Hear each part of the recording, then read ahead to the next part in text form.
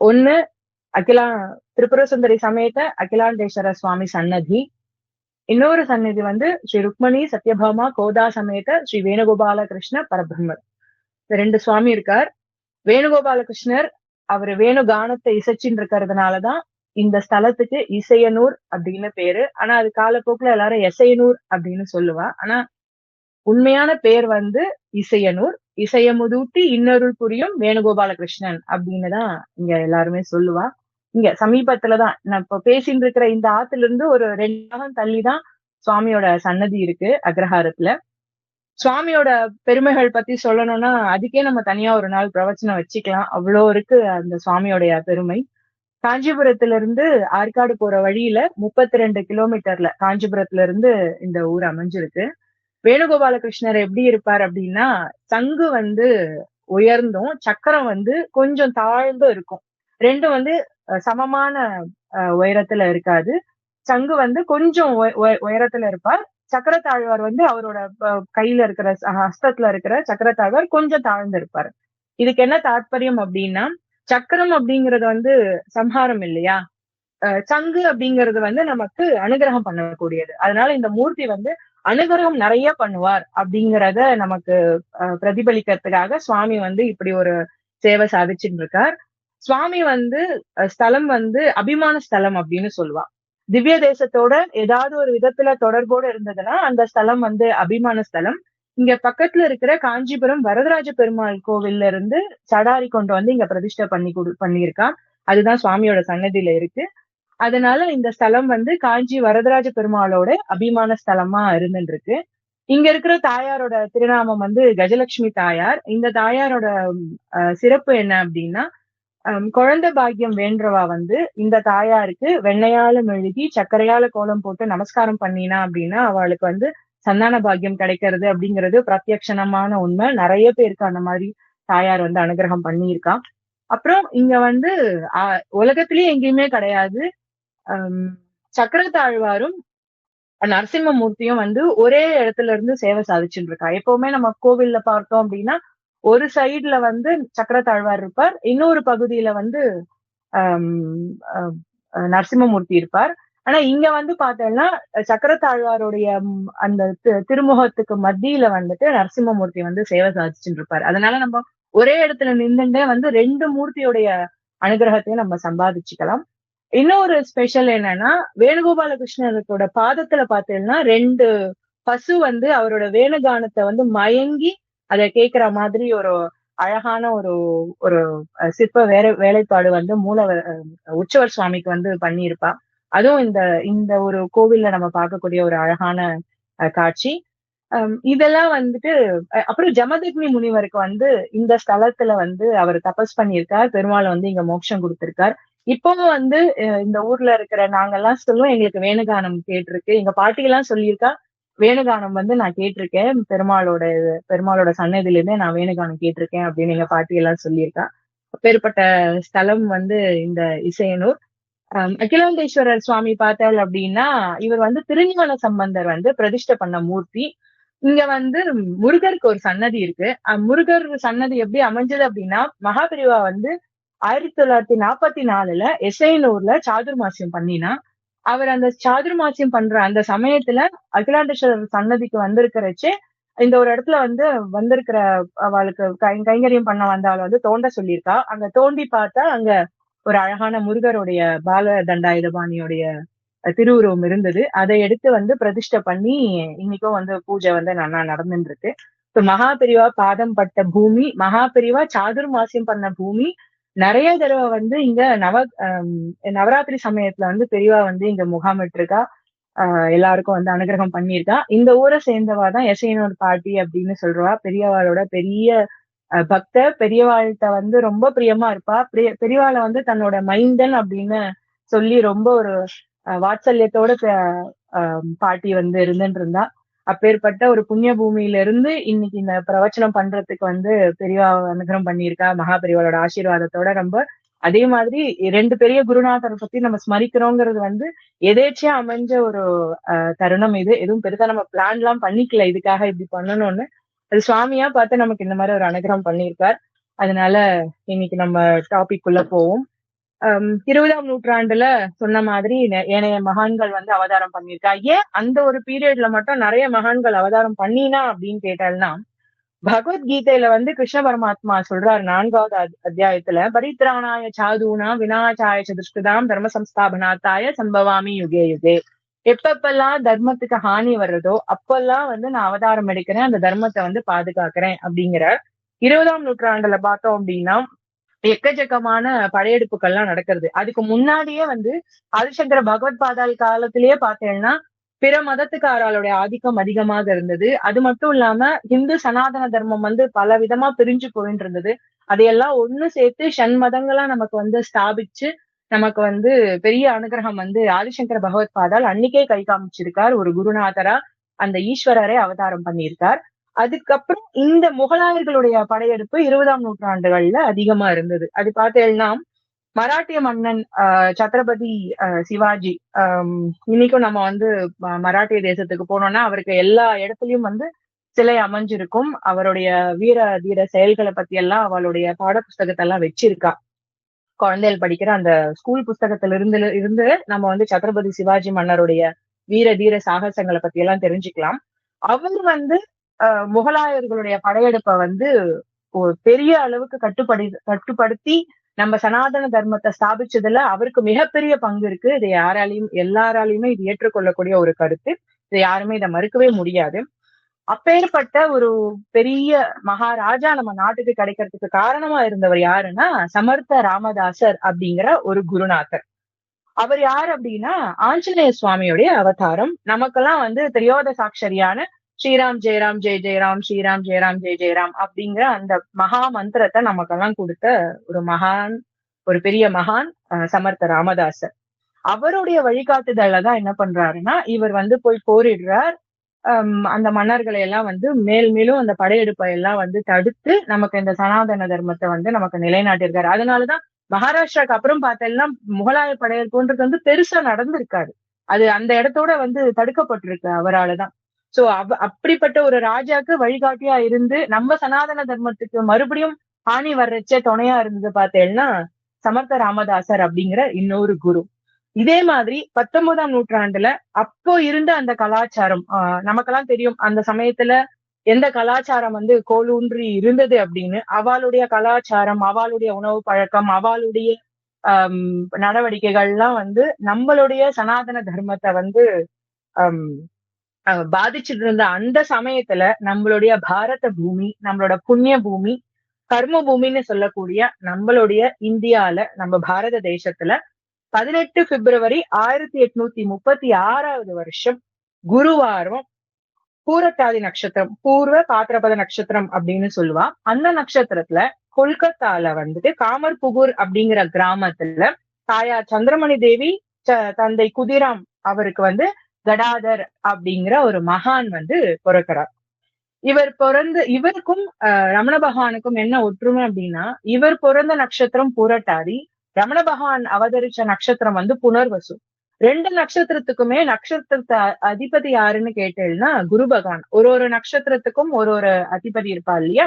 அதுல பூரட்டாதி நட்சத்திரம், புனர்வசு நட்சத்திரம், விஷாக நட்சத்திரம், இந்த 3 நட்சத்திரத்தோடைய நவகிரகத்துல அதிபதி யாருன்னு கேட்டா குரு பகவான். இதுவே வந்து நமக்கு ஒரு உணர்வு, ஒரு பகவான் வந்து நமக்கு ஒரு உணர்த்துறார். இவெல்லாம் குருநாத்தால் இவ வந்து அந்த ஈஸ்வரனோட ஸ்வரூபமா தான் வந்து இவ நமக்கு வந்து அவதாரம் பண்ணியிருக்கார் அப்படிங்கறது வந்து இதுல இருந்து நம்ம புரிஞ்சுக்கிறோம். ராமகிருஷ்ண பரமஹம்சர் வந்து நம்மளுடைய பாரத தேசத்துல அவதாரம் பண்ணியாச்சு. இவர் கல்வியில அதுக்கப்புறமா இந்த உலக விவகாரங்கள்ல எல்லாம் அவருக்கு வந்து பெருசா நாட்டம் இல்லாம இருந்தது. ஆனா நன்னா பாடுவார், ரொம்ப அழகா ஓவியம் வரைவார். நம்மளுடைய சனாதன தர்மத்துல இருக்கிற அத்தனை பகவானை வந்து அவர் அவ்வளவு அழகா ஓவியம் வரைவார். நிறைய கீர்த்தனைகள் எல்லாம் பாடியிருக்காரு சுவாமி மேல. ராமாயணம் மகாபாரதம் எல்லாம் விரும்பி கேட்பார், விரும்பி படிப்பார், விரும்பி அதை வந்து தன்னை சுத்தி இருக்கவர்களுக்கு எல்லாம் வந்து அதை சொல்லுவார். நம்மளுடைய சனாதன தர்மத்துல இருக்க அத்தனை இதிகாச புராணங்கள்லயும் எல்லாத்துலயுமே வந்து அவருக்கு பெரிய நம்பிக்கை இருந்தது. அவருக்கு 6 வயசா இருக்கிறச்சே அவர் ஒரு வயல்வெளியில நடந்து போயிட்டு இருக்கார். அப்போ அந்த கருப்பு மேகத்துக்கு நடுவுல வெள்ளை கொக்குகள் எல்லாம் பறக்கிறத பார்த்து அவருக்கு முதல் தடவை அவருக்கு அந்த சமாதி நிலை, அந்த தியான நிலை அவருக்கு வந்து கிடைக்கிறது. அதுக்கப்புறம் 7 வயசுல என்ன ஆயிடுறதுன்னா அவருடைய தகப்பனார் வந்து சத்கதி அடையிறார். அதுக்கு பிறகு அவருடைய தந்தையுடைய அந்த ஒரு நிலைய பார்த்ததுக்கு அப்புறமா தான் இவருக்கு வந்து அந்த உலகத்தின் மேல இருக்கக்கூடிய பற்றின்மை வந்து கொஞ்சம் கொஞ்சமா வந்து அதிகரிக்கிறது. இனிமேல் இந்த உலகம் வந்து சாஸ்வதம் இல்லை அப்படிங்கிற அந்த ஒரு சித்தாந்தம் வந்து அவருக்கு புரிய ஆரம்பிக்கிறது. அதுக்கப்புறம் 16 வயசுல என்ன பண்றாருன்னா தட்சிணேஸ்வரர் கோவில்ல போயிட்டு அர்ச்சகராகிறார். 1859ல சாரதா தேவி வந்து அவர் விவாகம் பண்ணிக்கிறார். இதுக்கு நடுவுல என்ன நடக்கிறது அப்படின்னா இவருடைய ராமகிருஷ்ண பரமஹம்சருக்கு வந்து படிப்பு வரமாட்டேங்கிறது. அதனால அவ தாயாருக்கு வந்து பெரிய கவலையா இருக்கு. தன்னுடைய குழந்தை வந்து இப்படி படிப்புல பெருசா நாட்டம் இல்லாம இருந்துட்டு இருக்கானே அப்படின்னு சொல்லிட்டு ரொம்ப வருத்தத்துல இருக்கா. அப்ப அவருடைய அண்ணனான ராம்குமார் அவர் என்ன பண்றார், அவர் வந்து கொல்கத்தால இருக்கார். அவர் ஒரு கோவில்ல வந்து அர்ச்சனை பூஜை பண்ணிட்டு இருக்கார், கைங்கரியம் பண்ணிட்டு இருக்கார். தன்னோட தம்பிய வந்து கூப்பிட்டு தன்னோடய வச்சுக்கணும் அப்படின்னு அவரு முயற்சி எடுக்கிறார்.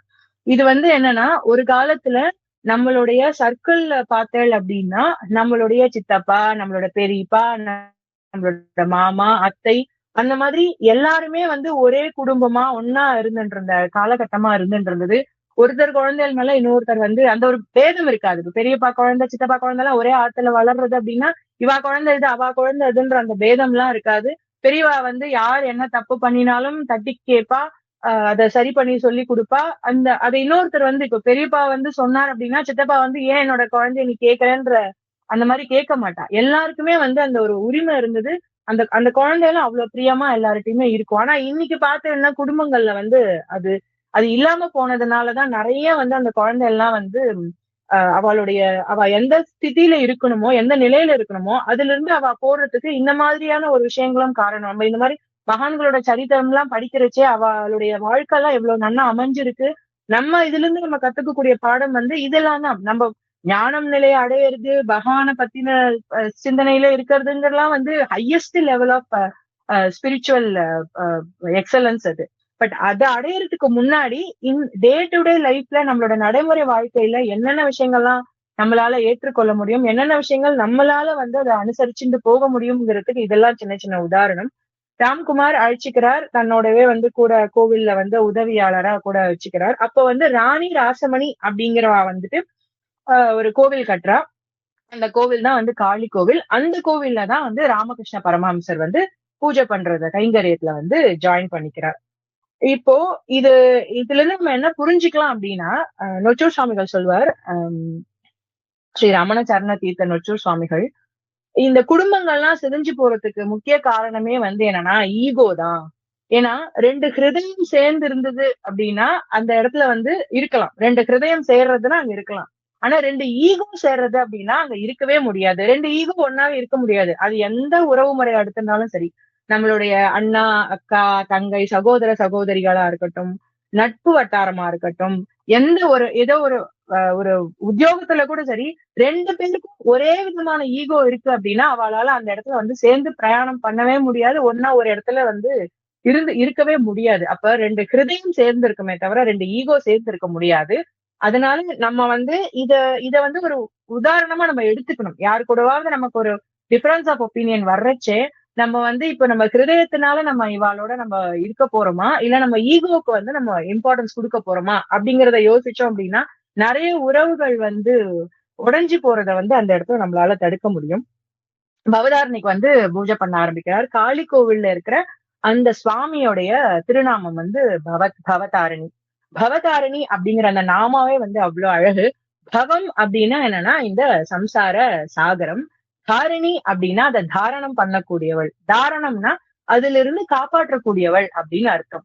ஏன் இந்த சம்சாரத்தை வந்து சாகரம் அப்படின்னு சொல்றான்னா, நம்ம வெளியில இருந்து கரையில இருந்து பாக்குறச்சே இந்த சமுத்திரம் வந்து எவ்வளவு பெருசு, எவ்வளவு விஸ்தாரமானதுன்னு நமக்கு நம்மளுடைய சாதாரண கண்களுக்கு தெரியாது. அதே மாதிரி அது எவ்வளவு ஆழத்துல இருக்கு அப்படிங்கறதும் நமக்கு தெரியாது.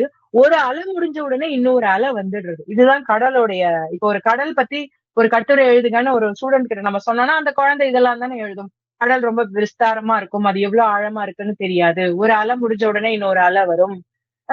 இந்த மாதிரி எல்லாம் தான் அந்த குழந்தை வந்து விவரிக்கும். அதே மாதிரிதான் சம்சாரமும் வந்து இந்த சாகரம் மாதிரிதான். ஒரு பிரச்சனை, இந்த அலைங்கிறது வந்து என்னன்னா ஒரு பிரச்சனை ஒண்ணு முடிஞ்ச உடனே என்ன ஆகும்னா அடுத்தது வந்து ரெடியா இருக்கும். இது முடியறதுக்குள்ளேயே அது உருவாக்கி நம்மள வந்து தாக்க ஆரம்பிச்சிடுறது. அதே மாதிரி எவ்வளவு ஆழம்னு தெரியாது இந்த சமுத்திரம், இந்த சம்சார சமுத்திரம் அது எவ்வளவு ஆழத்துல இருக்கு, நம்ம உள்ளுக்குள்ள இன்னும் என்னென்னலாம் இருக்கு, அது முத்தும் இருக்கலாம், வெறும் கல்லும் இருக்கலாம் அந்த சம்சார சாகரத்துக்குள்ள.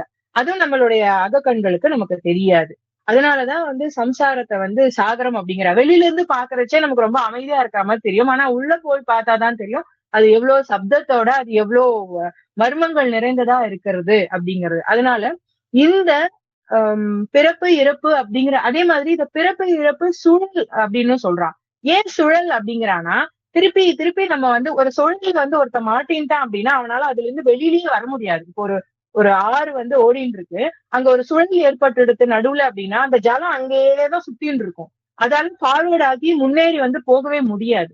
அதே மாதிரிதான் ஒரு பிறவி ஒருத்தர் எடுத்தாச்சு அப்படின்னா அவ இந்த ஜீவன் முக்த நிலை, இந்த பகவான், இந்த பக்தி இதெல்லாம் பண்ணாம விட்டுட்டா அப்படின்னா திரும்ப திரும்ப இந்த பிறப்பு இறப்பு அப்படிங்கிற மரணம் புனரபி ஜனனம்னு ஆதிசங்கர பகவத் பாதால் சொல்ற மாதிரி திரும்ப திரும்ப பிறக்கணும் இறக்கணும் பிறக்கணும் இறக்கணும்ன்ற இந்த சுழல்லயே தான் மாட்டின்னு இருப்பானே தவிர பகவானை போய் அடைஞ்சு சத்கதியில போய் சேரணும், அந்த சாந்தி நிலையை அடையணும் அப்படிங்கிறது அவனுக்கு கிடைக்காம போயிடும். அதனாலதான் இந்த சம்சாரத்தை சுழல் அப்படின்னும் சொல்றான். சோ இதுல எல்லாம் இருந்து நம்மள தாரணம் பண்ண வைக்கக்கூடிய தேவியா பவதாரிணி தேவி சேவை சாதிச்சுட்டு இருக்கா. அப்படிங்கறதுனாலதான் அவளுடைய திருநாமம் பவதாரிணி அப்படின்னு சொல்றான். பவதாரிணிக்கு எது ரொம்ப முக்கியம் அப்படின்னா பக்தி ரொம்ப முக்கியம். இந்த பக்தியை நம்ம எப்படி அடையலாம் அப்படின்னா நாரதர் பக்தி சூத்திரத்துல சொல்லியிருக்கார், முக்கியத்தஸ்து மகத் கிருப்பைவ அப்படின்னு சொல்றார். முக்கியத்தஸ்து மகத் கிருப்பைவ அப்படின்னா என்னன்னா, மகா புருஷாலுடைய அனுகிரகத்தினால நமக்கு பக்தி வரும். பக்தி சும்மா எல்லாம் வந்துராது. நமக்கு நம்மளுடைய குருநாதாளுடைய ஆசீர்வாதம் இருந்தால் மட்டுமே நமக்கு பகவான் கிட்ட பக்தி வரும். அந்த பக்தியை நம்ம சம்பாதிச்சுக்கணும் அப்படின்னா ஒரு குருநாதருடைய திருவடியை நம்ம பற்றிக்கணும் அப்படின்னு நாரதர் நமக்கெல்லாம் சொல்றார். சோ மகாபுருஷருடைய கிருப்பையினால பக்தி வர்றது. ராமகிருஷ்ண பரமஹம்சர் அம்பால ஆசிரியிச்சுதான் அவருக்கு எல்லாமே நடக்கிறது. எல்லா சாதனையுமே அவரு அம்பாளை மட்டுமே, அவளோட பாதத்தை பற்றி மட்டுமே எல்லாமே பண்ணியிருக்கார். அம்பாளுடைய தீவிர பக்தியா அவர் இருந்துட்டு இருக்கார். எப்பவுமே அவருடைய சிந்தனை என்னவா இருக்கும்னா அம்பாளை பத்தி மட்டுமே தான் இருக்கும். இப்போ அம்பாள்கிட்ட போய் நம்ம என்ன பேசலாம், அம்பாளுக்கும் அவருக்குமான ஒரு ரிலேஷன்ஷிப்பே பார்த்தேன்னா அப்படி ஒரு அந்யோன்யமான ஒரு ஒரு உறவு முறையா இருந்தது. அவளை தன்னோட தாயாராவே அவர் பாதிச்சார். ஒரு மனசுல அவரை நினைச்சுட்டு இருந்தார். அம்பாளுடைய அனுகிரகம் அவருக்குள்ள தாய் மகனுக்குண்டான ஒரு உறவு முறையாதான் அவருக்கு அப்படி ஒரு பிரியத்தோட தான், அந்த ஒரு வாத்சல்யத்தோட தான் அம்பாள்கிட்ட அவர் நடந்துட்டு இருந்தார். அம்பாளோட திருவுருவ தரிசனம் தனக்கு எப்ப கிடைக்கும்ன்ற அந்த ஏக்கத்திலேயே தான் இருந்துட்டு இருந்தார். ஒரு நாள் அவருக்கு பக்தி மேலிடுறது. இன்னைக்கு எனக்கு நீங்க தரிசனம் கொடுத்தே ஆகணும் தாயே அப்படின்னு அம்பாளுடைய கையில இருக்க அந்த வாளை எடுத்து தன்னைத்தானே பிராணஹத்தி பண்ணிக்கணும் அப்படின்ற ஒரு முடிவுல அவர் போறார். அப்ப அவருக்கு அந்த ஒரு பேரானந்த ஒளி அவருடைய முகத்துல கிடைக்கிறது. அப்ப அவர் சுயநலம் இல்லாம போயிடுறார். அதுக்கப்புறமா அவரோட நடவடிக்கைகள்லாம் ரொம்ப அசாதாரணமா போயிடுது. ஏற்கனவே அவருடைய நடவடிக்கைகள்லாம் இந்த லௌகீக வாழ்க்கையில இருந்து அப்பாற்பட்டதா தான் இருந்துன்றது. இப்படி ஒரு ஆத்ம சாட்சா்காரம் அம்பாளோட கிருப்பையில அவருக்கு கிடைக்கிறப்ப அவருடைய நடைமுறை செயல்கள் எல்லாமே உலகத்துக்கு ஒத்து வராத மாதிரி அமைஞ்சு போயிடுறது. ரொம்ப அசாதாரணமா இருக்கு. இது ஒரு பித்து பிடிச்சவர் மாதிரி அவர் இருந்துட்டு இருக்கார். இத பார்த்து அவரோட தாயாருக்கு ரொம்ப கவலையாயிடுறது. அவர் தாயார் அவரை ஒரு தன்னோட மகனா தானே பாப்பா, தன்னோட புத்திரனா தானே தாயார் அவரை பார்த்துட்டு இருக்கா. குருநாதர் மாதிரி அவ நினைக்க மாட்டா இல்லையா. அதனால தன்னோட குழந்தை இப்படி இருக்கானே என்ன பண்ணலாம் அப்படின்னு யோசிச்சுட்டு அங்க இருக்கிறவாள்லாம் அவரோட தாயாருக்கு ஒரு அட்வைஸ் பண்றா. ராமகிருஷ்ண பரமஹம்சருக்கு கல்யாணம் பண்ணி வச்சாச்சு அப்படின்னா அவர் சரியா போயிடுவார் அப்படின்னு ஒரு அட்வைஸ் கொடுக்குறா. அவளும் என்ன பண்றா, நிறைய இடத்துல பெண் குழந்தைய தேடுறா. இப்ப இருக்கிற மாதிரி அப்பயும் பெண் கிடைக்கல. அப்புறம் ராமகிருஷ்ண பரமஹம்சரே சொல்றார், எனக்கு இந்த ஊருக்கு போ, அங்க சாரதா தேவின்னு ஒரு பெண்மணி இருப்பா, அவதான் இந்த பிறவியில எனக்கு தர்மபத்தினியா வரணும் அப்படின்னு அவரே சொல்றார். அதுக்கப்புறம் அவரோட தாயார் அந்த இடத்துக்கு போறா. அந்த குழந்தைய இவருக்கு விவாகம் பண்ணி வைக்கிறான். அந்த காலத்து விவாகம் முறைப்படி அவருக்கு நடக்கிறது. அதுக்கப்புறம் அவாத்திலேயே இருக்கா. ராமகிருஷ்ண பரமஹம்சர் தன்னோட வீட்டுல இருந்துட்டு இருக்கார். அப்புறம் இவாளுக்கு அந்த இவாளோட ஆத்துக்கு இருக்கக்கூடிய அந்த வயது வந்ததுக்கு அப்புறமா சாரதா தேவி அழிச்சுட்டு ராமகிருஷ்ண பரமஹம்சர் கிட்ட விடுறா. அப்போ ரொம்ப வருஷம் கழிச்சு ராமகிருஷ்ண பரமஹம்சர் தன்னோட தர்மபத்தினிய பாக்குறார். அவளுமே ராமகிருஷ்ண பரமஹம்சருக்கு வந்து காளி தேவியோட ஸ்வரூபமா, அந்த பவதாரணியோட ஸ்வரூபமா தான் தெரியுறா. அவருடைய தர்மபத்தினி ஸ்ரீ சாரதா தேவி மாதா. நம்மளோட சனாதன தர்மமே இத வந்து பெருசா போதிக்கிறது. தன்னோட பத்னியை தவிர எல்லாரையுமே வந்து தாயாரா பாவிக்கணும் அப்படிங்கறதுதான் நம்மளோட சனாதன தர்மம். அப்பேற்பட்ட ரொம்ப ஒரு ஒரு உயர்வான தத்துவத்தை சொல்லி கொடுக்கறது நம்மளுடைய சனாதன தர்மம். ஆனா ராமகிருஷ்ண பரமஹம்சர் அதுக்கும் ஒரு படி மேலேயே போய் தன்னோட தர்ம பத்தினியுமே அவரோட கண்களுக்கு வந்து ஆஹ் மாதாவாதான் தெரியுறா. இப்படி அப்ப வந்து என்ன கேக்குறாரு அப்படின்னா, ராமகிருஷ்ண பரமஹம்சர் வந்து ஒரு ஆப்ஷன் மாதிரி கேக்குறார். அப்படியே சாஷ்டாங்கமா நமஸ்காரம் பண்ணிடுறாரு சாரதா தேவியை பார்த்த உடனே. நான் வந்து இப்போ நீ எனக்கு வந்து சாரதா தேவி வந்து எனக்கு நீ பகவதாரணியா எனக்கு நீ அவதாரம் கொடுத்துன்னு இருக்க. நீ இந்த தர்மத்துல வந்து இருக்கிறதா இருந்தாலும் சரி, இல்லைன்னா நீ எந்த தர்மத்துல இருக்க சொல்றியோ, கிரகஸ்த தர்மத்துல இருக்க சொல்றியோ அதுலயும் நான் வந்து இருந்துக்கிறேன். இப்போதைக்கு நான் இந்த தர்மத்துல இருந்துட்டு இருக்கேன். நீ எனக்கு இப்ப வந்து பவதாரணியா என் கண்ணுக்கு தெரிகிற அப்படின்னு சொல்லிட்டு அந்த அந்த சந்நியாசம் அப்படிங்கறத வந்து அவர் ஆப்ஷனா வந்து முன்னாடி வைக்கிற. கிரகஸ்த தர்மமா என்ன மாதிரி நீ அம்பாளை வந்து ஆசிரியிச்சுட்டு இருக்கக்கூடிய அந்த தர்மமா அப்படின்னு கேட்கிறார். சாரதா தேவி வந்து பகவானுக்காகவே, ராமகிருஷ்ண பரமஹம்ச பகவானுக்காகவே படைக்கப்பட்டவாளாச்சே. அந்த மாதாவும் என்ன சொல்றான்னா, நானும் உங்களோட சேர்ந்து இந்த பவதாரணிய பூஜை பண்றதுக்காகத்தான் சுவாமி வந்தேன் அப்படின்னு அவளும் வந்து ரொம்ப விரும்பி இந்த தர்மத்துக்குள்ள, இந்த சனாதன தர்மத்துக்குள்ள, சன்னியாச தர்மத்துக்குள்ள அவளும் வந்துடுறான். இதுதான் அந்த ஸ்திரீகளுக்கு வந்து எப்பேற்பட்ட உயர்வான ஒரு ஸ்தானத்தை வந்து நம்ம சனாதன தர்மம் கொடுத்திருக்கு அப்படிங்கிறது இதுல நம்ம புரிஞ்சுக்கலாம். எந்த ஒரு விஷயமே வந்து திணிக்கப்படாது. அவளுடைய சௌகரியத்துக்கு அவளுக்கு எது சரின்னு படுறதோ அவளுடைய விருப்பத்தின் பேர்லதான் எல்லாமே நடக்கிறது. இப்ப நம்ம ஒரு தர்மம் பண்றச்சே கூட ஒரு அவர் கிரகஸ்தர் வந்து தர்மம் பண்றாரு அப்படின்னா பக்கத்துல இருக்க அவ தர்ம பத்னி வந்து ஒரு உதிரி ஜலம் போட்டதுக்கு அப்புறம் தான் அந்த தர்மத்தை வந்து அவ வந்து பண்றா. அது வந்து அவ ஏத்துக்கிறா, அதை வாங்கிக்கிறவாளும். சோ இதுதான் வந்து சகதர்ம சரித்தவ அப்படின்னு தேவி சீதையும் வந்து ராமாயணத்துல வந்து கடைபிடிச்சுட்டு இருக்கா. அவ பண்ற தர்மத்துல நம்மளும் கூடவே சேர்ந்து இருக்கணும். அவ புருஷா பண்ற தர்மத்துல நம்ம கூடவே சேர்ந்து இருக்கணும். நமக்கும் அதுல சம பங்கு இருக்கு அப்படிங்கறது இருக்கிறச்சே அதெல்லாம் புரியாம நம்ம என்ன பண்ணிட்டு இருக்கோம் அப்படின்னா, எங்களுக்கு இடஒதுக்கீடு கொடுங்க, 33% எங்களுக்கு கொடுங்க அப்படின்லாம் சொல்லிட்டு இருக்கோம். ஆக்சுவலா 100%மே நம்மளோடதுதான். நம்ம ஆப்ஷன் நம்ம கொடுக்க கூடாது அப்படின்னு சொல்லியாச்சுன்னா அவளால கொடுக்கவே முடியாது. அப்ப 100% நம்மள்ட்ட தானே இருக்கு. இது வந்து எல்லாருமே புரிஞ்சிக்க வேண்டிய விஷயம் இது. இப்படி ராணி ராசமணியோட கோவில்ல அவர் பூஜை பண்ணிட்டு இருக்காரு. சாரதா தேவியோட சேர்ந்து அவ சனாதன தர்மத்துல இருந்துட்டு இருக்கா. 1861 ராணி ராசமணி வந்து சத்கதி அடைஞ்சு விடுறா. அதுக்கப்புறமா பைரவி பிராமணி அப்படிங்கிற ஒரு குரு அவள் வந்து கிடைக்கிறா. அவ வந்து என்னன்னா, அவ வந்து ஒரு தாந்திரிக பெண்மணி. அவதான் வந்து ராமகிருஷ்ண பரமஹம்சர் பகவானுடைய முதல் குரு.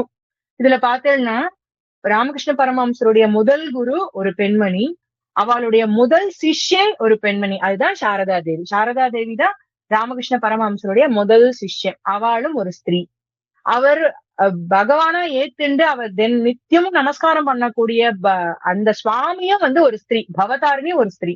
அதனால அவரோட முதல் குரு, முதல் சிஷ்யன், அவருடைய இஷ்ட தெய்வம் எல்லாமே பார்த்தேன்னா ஸ்திரீயோட அம்சமாவே ராமகிருஷ்ண பரமஹம்சருக்கு வந்து அமையிறது. அதுக்கப்புறமா தோதாபுரி அப்படிங்கிற ஒரு குரு கிடைக்கிறார். அவர்கிட்ட இருந்துதான் அத்வைத வேதாந்தங்கள் எல்லாம் வந்து அவர் புரிஞ்சுக்கிறார். அவர்கிட்ட இருந்துதான் அவருக்கு அந்த சமாதி ஸ்திதி, அந்த சாட்சாத்காரத்தை அடையக்கூடிய அந்த அனுகிரகம் வந்து தோதாபுரி குருனால ராமகிருஷ்ண பரமஹம்சருக்கு கிடைக்கிறது. அப்புறமா அவருக்கு வந்து நரேந்திர தத்தா அப்படின்னு நமக்கெல்லாம் வந்து ரொம்பவும் மிகவும் பிரபலமான ஒரு மகான். நம்மளுடைய தர்மத்தை போய் வெளிநாட்டுல சொல்லிட்டு வந்தவர். நம்ம வந்து எப்படி எல்லாரையும் சகோதர சகோதரியா பாக்குறோம் அப்படிங்கறத போய் வெளிநாட்டுல சொல்லிட்டு வந்த சுவாமி விவேகானந்தர் வந்து அவருக்கு சிஷ்யரா கிடைக்கிறார். அவருக்கு வந்து இவரு ஸ்பர்ஷ தீட்சை வந்து கொடுக்கிறார். இப்படி ராமகிருஷ்ண பரமஹம்சருடைய சரித்தம் இருக்கு. இது நம்ம காஸ்பல் ஆஃப் ராமகிருஷ்ணா படிச்சோம் அப்படின்னா நமக்கு ஒரு விஷயம் வந்து நன்னா புரியும். நமக்கு இந்த 3 காவ் இருந்ததுன்னா நமக்கு வந்து ஞானம் அப்படிங்கிறது கிடைக்கவே கிடைக்காது. அந்த 3 கா என்ன அப்படின்னா காமம், காஞ்சனம், கீர்த்தி. இது 3த்து மேலயும், இந்த காமத்து மேலயும், காஞ்சனத்து மேலயும், கீர்த்திய மேலயும் நம்மளுடைய புத்தி போயிட்டே இருந்தது அப்படின்னா நமக்கு ஞானம் அப்படிங்கிறது வந்து எப்பவுமே கெட்டவே கெட்டாது அப்படிங்கறதான் திரும்ப திரும்ப வந்து ராமகிருஷ்ண பரமஹம்சர் வந்து தன்னோட அந்த காஸ்பல் ஆஃப் ராமகிருஷ்ணால வந்து நம்ம படிச்சோம் அப்படின்னா நம்ம புரிஞ்சுக்கிறது. இது கூடவே நம்ம இன்னொன்னு என்ன புரிஞ்சுக்கலாம் அப்படின்னா, நான் எனது அப்படிங்கிறது வந்தது அப்படின்னாலும் இந்த ஞானத்தை அடையறதுக்கான தடைக்கற்களா இந்த நான் எனதுங்கிறது இருக்கும். எப்போ ஒரு மனுஷனை விட்டு இந்த நான் அப்படிங்கிற அந்த தடைக்கல்லும் எனது அப்படிங்கிற அந்த தடைக்கல்லும் போயிடுறதோ, அதுக்கப்புறமா அவ பயணிக்கக்கூடிய அந்த பாதை வந்து ரொம்ப சுலபமா ஞான மார்க்கத்துல கொண்டு போய் விட்டுடும் அப்படிங்கிறதுதான் நம்ம ராமகிருஷ்ண பரமஹம்சருடைய வரலாறுல இருந்து நம்ம அப்பேற்பட்ட ஒரு திவ்ய சரிதத்துல இருந்து நம்ம புரிஞ்சுக்கிறோம். ரமண பகவானோட சரித்திரம் எடுத்துட்டோம் அப்படின்னா, பகவான் வந்து 30 டிசம்பர் 1879 மார்கழி மாசம் புனர்வசு நட்சத்திரத்துல வந்து ஆருத்ரா தரிசனத்தன்னைக்கு திருச்சுழியில பிறக்கிறார்.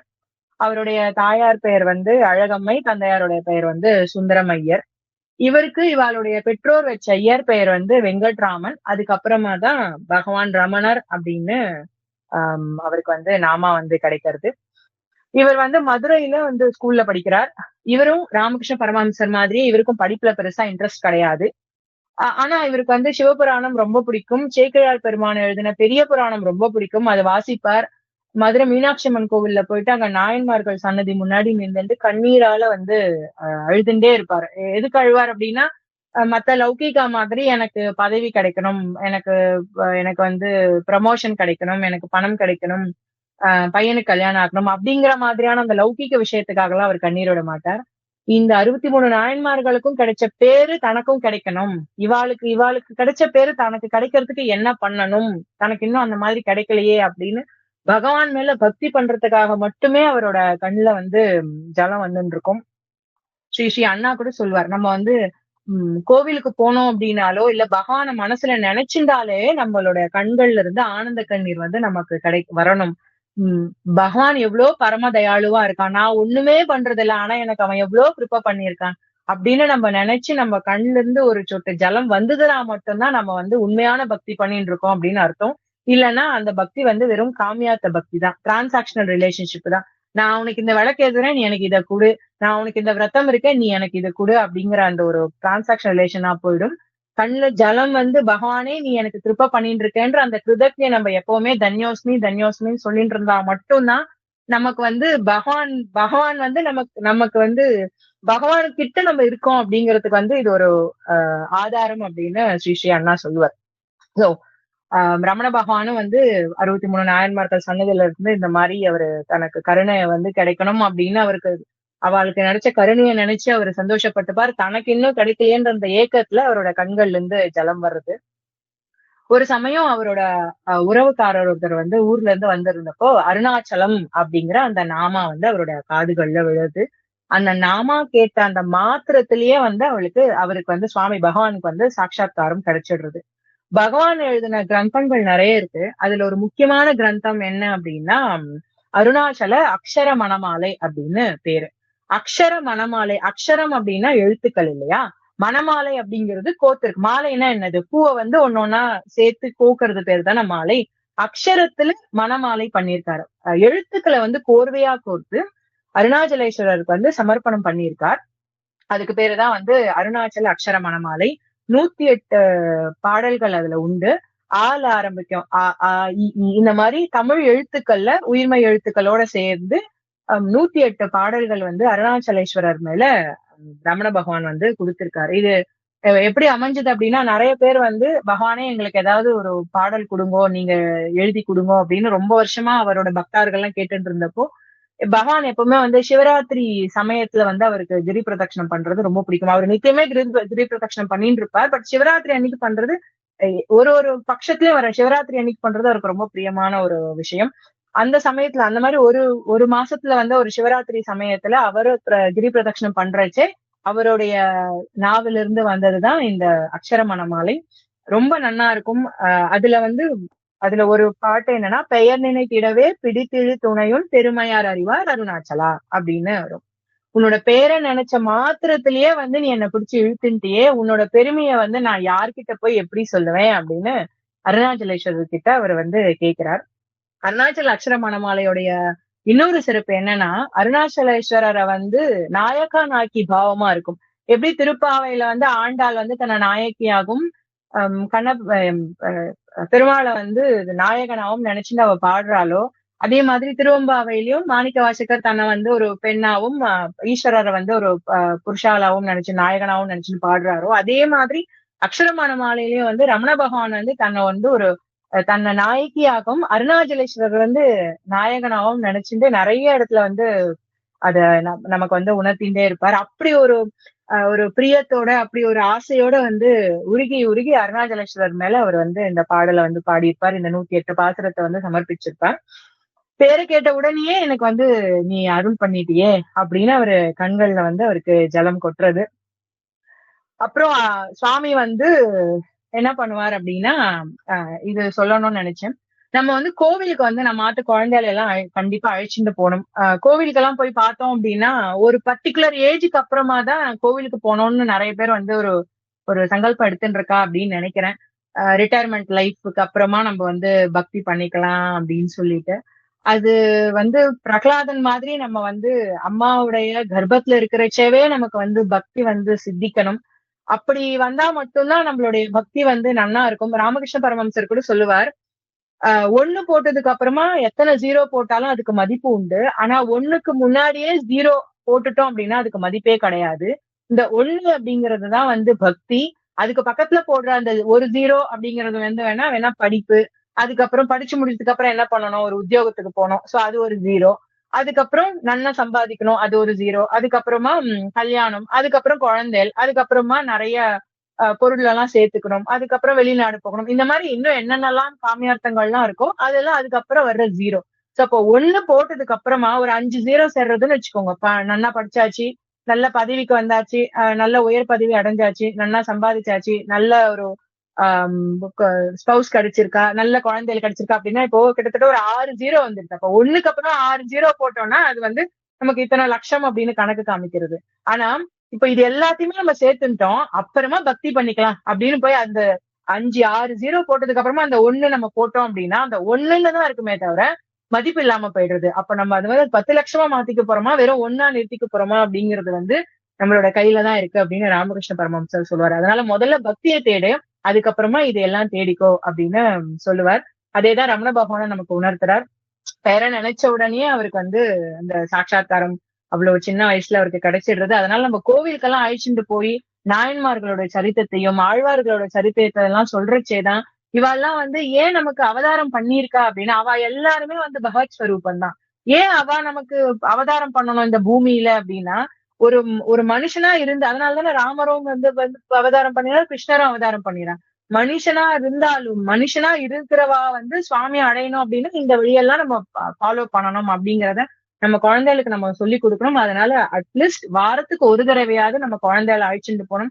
குழந்தையில இருந்தே பக்தி பண்ணும் போதுதான் அந்த 1 பக்கத்துல வர்ற 0க்கு மதிப்பு இருக்கா மாதிரி ஆகும். அப்புறமா நம்ம பக்தி பண்ணிக்கலாம் அப்படின்னா 5ல் வளையாதது 50ல் வளையவே வளையாது. அதனால ஆத்துல இருக்க எல்லா பெரியவாளும் நம்ம மட்டும் கோவிலுக்கு போனா போறாது, நம்ம குழந்தையிலையும் ஏதாவது ஒரு மோட்டிவேஷனை சொல்லி அழைச்சிட்டு போயிட்டு அவளுக்கு வந்து அந்த சுவாமியோட அனுகிரகத்தை வந்து அவ பாத்திரமாகும்படி நம்ம எல்லாம் பண்ணிக்கணும் அப்படிங்கிறது பெரியவாளா இருக்கிற நம்மளுடைய தலையாய கடமை. பாகவதம் தொடங்குறச்சே வந்து மிருத்து பயத்தினால் தானே தொடங்குறது. மரணத்தை முன்னாடி வச்சுதானே ஆரம்பிக்கிறது. சுகாச்சாரியார் வந்து பரீட்சித் மகாராஜாக்கு கதை சொல்ல ஆரம்பிக்கிறச்சே இன்னொரு 7 நாள்ல தனக்கு மரணம் அப்படிங்கிற அந்த ஒரு பயத்தினாலதானே அது ஆரம்பிக்கிறது. அப்போ ஒரு சத்சங்கத்துக்கு நம்ம போகணும் அப்படின்னா நமக்கு ஒரு ஃபோர்ஸ் தேவைப்படுறது. அப்போ அந்த ஃபோர்ஸ் இருக்கிறதுனாலதான் நம்ம வந்து என்ன பண்றோம்னா அந்த ஒரு மனசாந்தியை தேடி போயிட்டு இருக்கோம். அந்த மனசாந்தி என்ன ஆகுதுன்னா அந்த சத்சங்கத்துக்கு போன உடனே கிடைச்சிடுறது. கொஞ்ச நாள் அது இப்ப எப்படின்னா ஒரு கஷ்டத்துல இருக்கிறவனுக்கு ஒரு ஆறுதல் கிடைக்கிற மாதிரி இருக்கு. அந்த ஆறுதல் கிடைச்ச உடனே என்ன பண்ணிடுறோம்னா திருப்பி அந்த சத்சங்கத்தை விட்டு நம்ம திருப்பி நம்மளோட ரொட்டீன் லைஃபுக்கு நம்ம திரும்ப வந்துடுறோம். திருப்பி நம்ம அடி வாங்குறோம், திருப்பி அந்த சத்சங்கத்துக்குள்ள போறோம். அப்படி இல்லாம எப்பவுமே நம்மளுடைய இந்த சத்சங்கத்திலேயே இருந்துட்டோம் அப்படின்னா நமக்கு வந்து சுவாமியோட அனுகிரகம் எப்பவுமே இருக்கும். நமக்கு வந்து அந்த இன்பத்தையும் துன்பத்தையும் ஒன்னா பார்க்கக்கூடிய அந்த ஞானம் கிடைச்சிடும். இதுதான் வந்து பகவத் பாதாளம் வந்து பஜகோவிந்தத்துல சொல்றாரு. சத்சங்கத்வே நிர்சங்கத்வம், நிர்சங்கத்வே நிர்மோகத்வம், நிர்மோகத்வே நிശ്ചல தத்துவம், நிശ്ചல தத்துவ ஜீவன் முக்திகி அப்படிங்கிறார். சத்சங்கத்துடைய பலன் என்ன அப்படின்னா சத்சங்கத்வே நிர்சங்கத்வம். நிர்சங்கத்துவம்னா பற்று இல்லாம போறது, எது மேலயும் வந்து ரொம்ப பெரிய பிடிப்பு இல்லாம போறது. இது என்னுடைய பொருள், இது என்னுடைய வீடு, இது என்னுடைய படிப்பு, நான் இவ்வளவு பண்ணியிருக்கேன், நான் இவ்வளவு சேர்த்து வச்சிருக்கேன், நான் இவ்வளவு படிச்சிருக்கேன், நான் இப்பேற்பட்டவன் அப்படிங்கிற அந்த ஒரு பற்று வந்து இந்த சத்சங்கம் என்ன பண்றதுன்னா கொஞ்சம் கொஞ்சமா அதுல இருந்து நம்மள விடுபட வைக்கிறது. இந்த பற்று கொஞ்சம் கொஞ்சமா விட்டு போயிடுத்து அப்படின்னா நிஸ்ஸங்கத்வே நிர்மோகத்துவம். நிர்மோகத்துவம் அப்படிங்கிறது என்னன்னா மாயை. நம்ம என்னென்ன விஷயங்கள்லாம் நம்மள புடிச்சுட்டு இருக்கோ அது எல்லாமே மாயை. மாயைக்கு வந்து ஒரு எளிமையான விளக்கம் யாராவது கேட்டா அதை நம்ம எப்படி விளக்கலாம் அப்படின்னா, எந்தெந்த விஷயங்கள்லாம் நம்மள வந்து பகவான் கிட்ட போக விடாம தடுக்கிறதோ அது எல்லாமே மாயை தான். அது ஒவ்வொருத்தருக்கும் ஒண்ணு ஒண்ணா இருக்கும். ராமகிருஷ்ண பரமஹம்சர் கூட சொல்வார், என்னை எல்லாரும் பைத்தியம்னு சொல்றா, இங்க இருக்க எல்லாருமே பைத்தியம் தானே. இங்க இருக்கவா எல்லாருமே ஏதோ ஒரு விதத்துல பைத்தியக்காரவா தானே இருக்கா. சில பேருக்கு பணத்தின் மேல பைத்தியம், சில பேருக்கு வந்து பொருள் மேல பைத்தியம், சில பேருக்கு வந்து புது புதுசா போன் வாங்கணும்னு ஒரு ஒரு சில பேருக்கு வந்து பைத்தியம் இருக்கும். சில பேருக்கு வந்து ஏதாவது ஒரு புது புது பொருளை சேகரிச்சு வச்சுப்பா. நான் வந்து இதோட நான் ஐம் கலெக்டிங் திஸ் அப்படின்னு பெருமையா எடுத்து காமிச்சுப்பா. இந்த விண்டேஜ் பொருள் எல்லாம் நான் கலெக்ட் பண்றேன் அப்படின்னு ஒருத்தர் காமிப்பா. ஆக மொத்தத்துல ஏதோ ஒரு விஷயத்தின் மேல அவளுக்கு வந்து ஒரு பைத்தியம் இருக்கு. அதை தேடி அவ ஓடின்னு இருக்கா. எனக்கு வந்து பகவான் மேல பைத்தியம், அதனால நான் அவரை தேடி ஓடின்னு இருக்கேன். இவன் வந்து என்ன பைத்தியம்னு சொல்றா அப்படின்னு ராமகிருஷ்ண பரமஹம்சர் சொல்வாராம். அந்த மாதிரி எந்தெந்த விஷயங்கள்லாம் நம்மள வந்து பகவான் கிட்ட போக விடாம தடுக்கிறதோ அது எல்லாமே மாயை தான். அந்த மாயையை வந்து அகற்றக்கூடிய நிலையை வந்து இந்த நிசங்கத்துவம் கொடுக்கும். இந்த நிசங்கத்துவம் எப்படி நமக்கு கிடைக்கும் அப்படின்னா சத்சங்கத்துல இருந்துதான் கிடைக்கும். சரி, இந்த மாயை கிட்ட நம்ம விடுதலை ஆயாச்சுன்னா என்ன கிடைக்கும்? நிர்மோகத்தே நிശ്ചல தத்துவம். நிശ്ചல தத்துவம்னா என்னது? நிശ്ചலம், மாறாத நிலை. சலம் அப்படின்னா மாறக்கூடியது, நிശ്ചலம் அப்படின்னா மாறாதது. அப்போ எது வந்து மாறாத தன்மையை கொடுக்கும் அப்படின்னா இந்த பற்று கொஞ்சம் கொஞ்சமா போனதுக்கு அப்புறம் மாயை விலகிறது. மாயை விலகினதுக்கு அப்புறமா இந்த எது உண்மை, எது வந்து சாஸ்வதம் அப்படிங்கறது நமக்கு புரியறது. அந்த நிலை நமக்கு கிடைக்கிறது. அப்ப எது உண்மைன்னு நம்ம தெரிஞ்சுட்டோம் அப்படின்னா நிശ്ചல தத்துவே ஜீவன் முக்தி. எது இந்த பற்றையெல்லாம் மறுத்து மாயையிலிருந்து விலக்கி நமக்கு நிலையான தத்துவத்தை உணர்த்துகிறதோ அந்த நிலைதான் வந்து ஞானம். ஆக ஞானத்தை அடையணும் அப்படின்னா எது ஆரம்ப புள்ளி? சத்சங்கம். அதனாலதான் பகவான் வந்து நமக்கு இன்னைக்கு வந்து இப்பேற்பட்ட ஒரு சத்சங்கத்துல கலந்துக்கிறதுக்கு வந்து மகா அனுகிரகம் பண்ணியிருக்கார். இப்படி ரமண பகவான் வந்து சத்சங்கத்துல இருந்துட்டு அவர் வந்து நித்தியம் சுவாமியை வந்து நமஸ்காரம் பண்ணிட்டு அருணாச்சலம்ன்ற நாமாவை கேட்ட உடனே அது எங்க இருக்குன்னு தேடிட்டு என்ன பண்றார், அங்க இருந்து கிளம்பி திருவண்ணாமலை வந்து செப்டம்பர் 1 1896 வருஷம் அவரு வந்துடுறார். வந்த உடனே நேரா சுவாமியோட சன்னதிக்கு போறார். அருணாச்சலேஸ்வரர் சன்னதிக்குள்ள. உன் ஆணைப்படி வந்தேன், இனி உன் இஷ்டம் என் இஷ்டம் அப்படின்னு போய் சுவாமி வந்து கட்டிக்கிறார். அவருக்கு வந்து ராமகிருஷ்ண பரமஹம்சருக்கும் அந்த ஒரு சாட்சா்காரம் அடைஞ்சப்போ அவரோட உடம்பு வந்து அக்னியால சுடுறது. அப்ப வந்து பைரவி பிராமணி என்ன பண்றான்னா சந்தனத்தால அவரோட சரீரத்தை வந்து குளிர்விக்கிறான். ஆனா பகவானுக்கு வந்து அருணாச்சலம்ன்ற அந்த நாமா கேட்ட உடனே அவருக்கு அந்த சாட்சா்காரம் கிடைக்கிறது. அவருக்கும் வந்து அந்த ஒரு அக்னி வந்து அவரோட சரீரத்தை வந்து சுட்டுண்டே இருக்கு. அங்க இருந்து திருவண்ணாமலைக்கு வந்து சேர்ற பரியந்தம் விழுப்புரத்துல ட்ரெயின் ஏறி திருவண்ணாமலைக்கு வந்து விழுப்புரத்துல இறங்கி அங்கே இருந்து நடந்தே சுவாமியோட சன்னதிக்கு வந்து அருணாச்சலேஸ்வரரை வந்து கட்டிக்கிறார். அது வரைக்கும் அவரோட சரீரம் வந்து எரிஞ்சுட்டே, அவரோட அந்த ஒரு உஷ்ணம் வந்து இருந்துட்டேதான் இருந்துருக்கு. ஆனா அவருக்கு வந்து யாரும் இல்ல அந்த மாதிரி சந்தனம் எல்லாம் பூசி அவருக்கு அந்த ஒரு அனுகிரகம் பண்றதுக்கு. சுவாமியை வந்து கட்டின்ற உடனே சுவாமியே அவருக்கு குருவா இருந்து அவருடைய சரீரத்துக்கு வந்து அந்த ஒரு குளிர்ச்சியை கொடுத்துடுறாரு. பகவானுக்கு வந்து அந்த ஒரு அனுகிரகம் வந்து குருவான அவருடைய அருணாச்சலேஸ்வரர் மூலியமா அவருக்கு கிடைக்கிறது. நம்ம வந்து இதுல வந்து இன்னொரு முக்கியமான விஷயம் என்னன்னா, அவர் பொறுக்கிற திருவள்ளஞ்சுழியோடைய ஊருக்கும் வந்து கௌதமர் அப்படிங்கிற முனிவர் தான் வந்து அங்க இருக்கிற மலைக்கும் வந்து ஒரு முனிவர். ஒரு மலைக்கும் வந்து ஒரு முனிவர் சொல்வா. திருவள்ளஞ்சுழியில இருக்கிற மலைக்கும் வந்து கௌதமர் தான் முனிவர். திருவண்ணாமலையில இருக்கிற திருவண்ணாமலைக்கும் வந்து கௌதமர் தான் முனிவர். இது வந்து இன்னொரு ஒற்றுமை ரமண பகவானுடைய வாழ்க்கையில. அதனாலதான் அக்ஷரமான மாலையில பார்த்தேன்னா கௌதமர் போற்றும் கருணை மாமலையே கடைக்கணி தாழ்வாய் அருணாச்சலா அப்படின்னு சொல்றார். இது எப்படி அவளோட நட்சத்திரம் குருவோட நட்சத்திரமா அமையதோ அந்த மாதிரி அவளோட ஊரும் பார்த்தேன்னா ஒரே முனிவருடைய ஒரே ரிஷியோடைய அனுகிரகத்துல அமையிறது. இதெல்லாம் வந்து பகவான் நமக்கு வந்து அவ வந்து ஜீவன் முக்தாள் அப்படிங்கறத வந்து திரும்ப திரும்ப உணர்த்துறதுக்கான வழி. ராமகிருஷ்ண பரமஹம்சர் என்ன சொல்வார் அப்படின்னா, ஒரு ஞானியோடைய வாழ்க்கை அப்படிங்கிறது வந்து காத்துல பறக்கக்கூடிய ஒரு இலை மாதிரி. அது எந்த திசையில போறதோ அந்த திசையிலேயே தான் அவளும் வந்து, காற்று எந்த திசையில போறதோ அந்த மாதிரி அவளுடைய வாழ்க்கையும் இருக்கும்.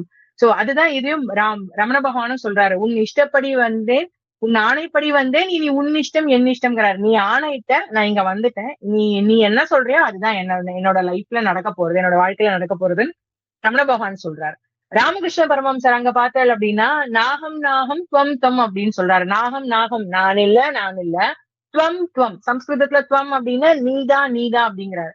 இதை யாரு பார்த்து சொல்றாரு? தன்னுடைய பிரியமான தேவதையான சுவாமியான பவதாரணிய பார்த்து சொல்றாரு. இப்ப இந்த ரெண்டு பகவான் ரெண்டு குருநாதாளுக்கு இருக்கிற இன்னொரு ஒத்துமை, ரெண்டு பேருமே வந்து சுவாமி கிட்ட சரணாகதி பண்ணிட்டு நீ என்ன சொல்றியோ அதுபடி நான் நடந்துக்கிறேன், இனி என்னோட வாழ்க்கையில என்னுடைய இஷ்டம் எதுவுமே கிடையாது, பகவானே உன்னுடைய இஷ்டம் தான் என்னுடைய இஷ்டம் அப்படின்னு ரெண்டு பேருமே வந்து அந்த ஒரே கோட்டுல சரணாகதிங்கிற அந்த ஒரே கோட்டுல ரெண்டு பேருமே வந்து பயணிச்சுட்டு இருக்கா. பகவான் வந்து ராமகிருஷ்ண பரமஹம்சர் வந்து மாதா ஸ்வரூபமா தன்னுடைய சுவாமியை வந்து பவதாரண்ய வந்து நமஸ்காரம் பண்ணிடுறார். அருணாச்சலேஸ்வரரை வந்து ரமண பகவான் வந்து பிதாவா வந்து நமஸ்காரம் பண்றாரு. அவர் ஊர்ல இருந்து கிளம்பி வரச்ச ஒரு லெட்டர் எழுதி வச்சுட்டு வர்றாரு. அந்த லெட்டர்ல என்ன எழுதி வைக்கிறார் அப்படின்னா, நான் என் தந்தையை தேடி போகிறேன் அப்படின்னு அவர் அந்த லெட்டர்ல எழுதி வைக்கிறார். அவரோட தந்தைங்கிறது யாரு? அருணாச்சலேஸ்வரர். சோ அதனால அவரோடது வந்து மாத்ருபாவம், இவரோடது வந்து பிதா பாவம். இதுதான் வந்து ஆட்கொள்ளல் அப்படின்னு சொல்லுவா. சுவாமி வந்து இந்த ரெண்டு குருநாதாலயம் வந்து ஆட்கொள்றா. இந்த ஆட்கொள்ளல் அப்படிங்கிறது வந்து எங்க நம்ம முதல்ல படிச்சு புரிஞ்சுக்கிறோம் அப்படின்னா, காரைக்கால் அம்மையார் கிட்ட இருந்து நம்ம தெரிஞ்சுக்கிறோம். காரைக்கால் அம்மையார் தான் வந்து அந்த ஆட்கொள்ளல் அப்படிங்கிற அந்த அழகான ஒரு வார்த்தையை வந்து பிரயோகம் பண்றா. மனோ மரணக நமோ ரமணக அப்படின்னு சொல்லுவா. மனம் எங்க மறிக்கிறதோ அந்த இடத்துல வந்து ரமண பகவான் வந்து உதிக்கிறார். மனோ மரணக நமோ ரமணக அப்படின்னு சொல்லுவான். இது வந்து என்ன அப்படின்னா, போக்கும் வரவுமில் பொது வெளியினருட் போராட்டம் காட் அருணாச்சலா அப்படின்னு சொல்றா. இந்த திரும்ப திரும்ப போக்கு வரவுங்கிறது வந்து இந்த சம்சார சாகரம் தான். பிறக்கிறோம் இறந்து போறோம், பிறக்கிறோம் இறந்து போறோம், இல்ல இதான் போக்கு வரவு அப்படிங்கிறது. இந்த இந்த வெளியிலிருந்து இந்த போக்குவரவு இல்லாத ஒரு சாட்சா்காரத்தை எனக்கு கூட அருணாச்சலா அப்படின்னு அக்ஷரமான மாலையில பகவான் ரமண பகவான் வந்து கேட்கிறார்.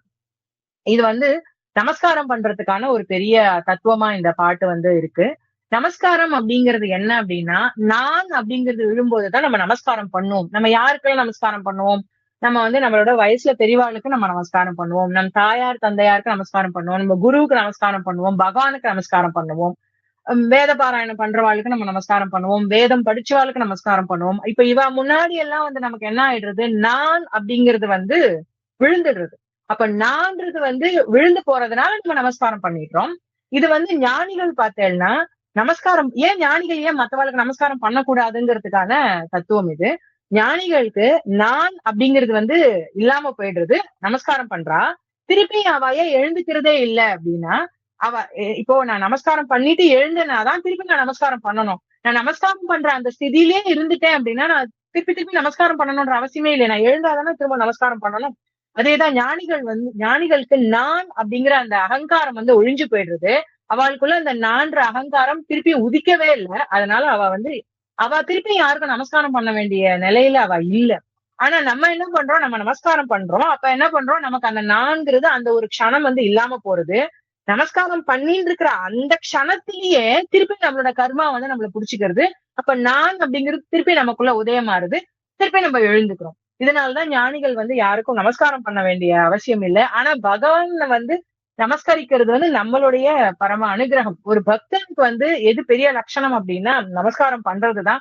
ஆனா அந்த நமஸ்காரம் வந்து நமக்கான நமஸ்காரமா இருக்கணுமே தவிர மத்தவாளுக்கான அதாவது மத்தவாளுடைய பார்வைக்கான நமஸ்காரமா இருக்கக்கூடாது. நான் வந்து இவ்வளவு பெரிய ஆள், நான் போய் நமஸ்காரம் பண்றேன் பார் அப்படிங்கிற அந்த சிந்தனை இருந்துதான் திருப்பி அந்த இடத்துல நான் தான் இருக்குன்னு அர்த்தம். அப்படி இல்லாம நம்ம இத பகவத் அர்ப்பணமா நம்ம நமஸ்காரம் பண்ணணும் அப்படிங்கிறதுதான் இதனுடைய சித்தாந்தம். கிருஷ்ண பரமாத்மாவும் கீதையில வந்து சொல்றார், சத்வகுணம் இருக்கணும், ரஜோகுணம் தமோகுணம் எல்லாம் வந்து இல்லாம இருக்கணும்ங்கிறது. சத்துவகுணம் அப்படிங்கிறது வந்து அலர்ட்னஸ், விழிப்புணர்வு நிலை அதிகமா இருக்கிறது. இந்த விழிப்புணர்வு நிலையிலேயேதான் பகவான் எல்லாம் இருக்கா. ராமகிருஷ்ண பரமஹம்சரும் சரி, ரமண பகவானும் சரி, எப்பவுமே வந்து அந்த ஒரு விழிப்புணர்வுலயே தான் இருக்காரு. நம்ம பகவானோட சரிதத்தை எடுத்தோம்னா, ரமண பகவானோட சரிதம் இப்போ நம்ம சஸ்டைனபிலிட்டி எல்லாம் சொல்லிட்டு இருக்கோமே, அது ஃபுல்லா அவரோட வாழ்க்கையில இருந்தது. அவர் எதையுமே வந்து ரொம்ப சிக்கனமா தான் செலவு பண்ணுவார். எதையுமே ரொம்ப அவர் ஒரு கத்திரிக்காய் காம்ப கூட வந்து அழகா அதை பொடி பொடியா நறுக்கி உப்புமால போட்டு ஒரு தடவை சமைச்சு கொடுத்தாராம். அவ்வளவு நன்னா இருந்ததுன்னு அந்த பர்ணசாலையில இருந்த எல்லாருமே, பாடசாலையில இருந்த எல்லாருமே சொல்லுவாளாம். அவ்வளவு நன்னா அவரு சமைப்பாராம். எந்த ஒரு விஷயத்தையுமே வந்து அவ்வளவு சிக்கனமா அவர் பண்ணுவாராம். நம்ம இன்னைக்கு சஸ்டைனபிலிட்டி சொல்லிட்டு இருக்கோம். ஆனா பகவான் வந்து அவர் நமக்கு வந்து வாழ்க்கையாவே வந்து அவர் நமக்கு காமிச்சிட்டு போயிருக்கார். சத்வாத் சஞ்சாயத்தே ஞானம் அப்படின்னு சொல்வா. ஞானம் வந்து நமக்கு பிரவர்த்திக்கிறதுங்கிறத நம்ம எப்ப புரிஞ்சுக்கலாம் அப்படின்னா, நமக்கு ஈகோ இருக்குன்றத நம்ம தெரிஞ்சுட்டோம்னாலே நமக்கு ஞானம் வர ஆரம்பிக்க போறதுன்னு அர்த்தம். இப்போ ஒருத்தருக்கு உடம்பு சரியில்லை அப்படின்னு அவ உணர்ந்துட்டா மட்டும்தான் அவ என்ன பண்ணுவா, மருந்து சாப்பிட ஆரம்பிப்பா. இப்போ நம்ம ஆத்துல இருக்கிற வயசானவ எல்லாம் கூட பார்த்தேன்னா, அவ வந்து இன்னமும் அந்த ஒரு அறியாத வயசுல என்ன அவெல்லாம் பண்ணிட்டு இருந்தாலும் அதையேதான் இப்பவும் பண்ணணும்னு அவ முயற்சி பண்ணுவா. ஏன்னா அவளால வந்து தனக்கு வயசாயிடுத்து, தன்னோட சரீரம் வந்து சில விஷயங்களுக்கெல்லாம் வந்து ஒத்துழைப்பு கொடுக்க மாட்டேங்கிறதுனா அவ புரிஞ்சுக்க மாட்டான். அதனால என்ன ஆகுறதுன்னா, ஏதாவது ஒண்ணு பண்ணி அதுல ஏதாவது வேற ஏதாவது ஒரு கஷ்டத்துல போய் அவ வந்து போய் விழுந்துருவா. அப்போ ஒருத்தருக்கு வந்து ஒரு ஒரு விஷயம் வந்து நடக்கிறதுங்கிறது தெரிஞ்சுக்கிறதே வந்து அவ அந்த விஷயத்துல இருந்து வெளியில வர்றதுக்கான, அந்த கஷ்டத்துல இருந்து வெளியே வர்றதுக்கான ஒரு மகா பாக்கியம். அப்போ நமக்கு வந்து ஈகோ பிரவர்த்திக்கிறதுங்கிறத தெரிஞ்சுக்கிறதே வந்து அந்த ஈஸ்வரனோட கிருப்பை இருந்தா மட்டும்தான் நம்ம வந்து நமக்கு வந்து ஈகோ இருக்கு, நமக்கு வந்து கர்வம் இருக்கு, நமக்கு நான் அப்படிங்கிற அந்த அகங்காரம் இருக்கு, மமதை இருக்கு, என்னோட இதுங்கிற அந்த மமதை இருக்கு அப்படிங்கிறத நம்ம புரிஞ்சுக்கிட்டோம் அப்படின்னாலே அது ஈஸ்வரனோட கிருப்பை தான். அது அது அமைஞ்சிடுச்சு அப்படின்னா அதுல இருந்து நம்ம கொஞ்சம் கொஞ்சமா வெளியில வர்றதுக்கு நம்ம முயற்சி பண்ண ஆரம்பிச்சிடும். ஆனா அது தெரியணுமே, அதை நம்ம புரிஞ்சுக்கிற நிலைக்கு நம்ம போகணுமே. அதுக்கு நம்ம பகவானுக்கு வந்து நித்திய நமஸ்காரம் பண்ணணும் அப்படிங்கிறதுதான், அந்த அலர்ட்னஸ் வந்து நமக்கு கிடைக்கணும் அப்படிங்கறதுனாலதான் இந்த குருநாத் ஆலயம்லாம் வந்து நம்ம நமஸ்கரிக்கிறோம். பகவான் வந்து ஈஸ்வர ஸ்வரூபம், ரமண பகவான் ஈஸ்வர ஸ்வரூபம் அப்படிங்கிறதுக்கு வந்து நிறைய உதாரணங்கள் சொல்லலாம். நேரம் இல்லாததுனால நான் ஒண்ணு ரெண்டு மட்டும் சொல்லிக்கிறேன். பகவானுக்கு வந்து அழகம்மை வந்து அவளோட தாயார். அவ உண்டா இருக்கிறச்சு, அவளோட கர்ப்பத்துல இருக்கிறச்சே வயிறு வந்து ரொம்ப எரிஞ்சுதான். ஏன்னா அருணாச்சலேஸ்வரர் வந்து அக்னி ஸ்வரூபம். அவரு தானே வந்து ரமண பகவான அவதாரம் பண்ணியிருக்காரு. அதனால அவளோட கர்ப்பத்துல வந்து அந்த ஒரு எரிச்சல் இருந்துதான். ராமகிருஷ்ண பரமஹம்சருடைய மாதாவான சந்திரமணி தேவிக்கும் வந்து இதே மாதிரியே அவளோட வாழ்க்கையில எப்படி இருந்ததுன்னா, அவளுக்கு நிறைய கனவு கனவு வந்துதான். அவளுக்கு முன்னாடியே வந்து பகவான் வந்து நிறைய தடவை சுவாமி வந்து அவளுக்கு அவளோட இஷ்ட தெய்வம் வந்து அவளுக்கு பிரத்யட்சமா காட்சி தந்துதான். சோ இதெல்லாம் வந்து அவ பிறவியிலேயே வந்து அவ ஜீவன் முக்தால், அவ பகவானோட ஸ்வரூபம் அப்படின்னு நம்ம புரிஞ்சுக்கிறதுக்கான சித்தாந்தங்கள். இதுல ஒரு படி அதிகமா போயிட்டு நம்ம ரமண பகவானோட வாழ்க்கையில அவர் வந்து அத்வைத தத்துவத்தை தானே நமக்கு போதிச்சார். அத்வைத்தம்னா என்னது, ரெண்டு இல்லைங்கிறது தானே. அவரோட தாயார் தகப்பனாருடைய பேரிலேயே வந்து இந்த அத்வைத தத்துவம் இருக்கு. அவரோட தாயாருடைய பெயர் வந்து அழகம்மை, தந்தையாரோட பெயர் வந்து சுந்தரம். சுந்தரம் அப்படிங்கிறது வந்து சம்ஸ்கிருத பதம் இல்லையா. சுந்தரம் அப்படின்னா அழகு. அதோட மீனிங் வந்து அதோட பொருள் என்னன்னு பார்த்தேன்னா அழகுன்னு வரும். இந்த பக்கம் அவளோட தாயாரோட பேர்லயும் அழகம்மைன்னு தான் இருக்கு. அதனால அழகு, இந்த இடத்துல அழகு, அழகம்மை சுந்தரம், அழகு அழகுன்னு இருக்கு. அப்ப அந்த அழகு அழகு சேர்ந்தது ஒரு பொருள் தானே கொடுக்கறது, ரெண்டுன்ற அந்த பொருள் இல்லாம போயிடுறது இல்லையா.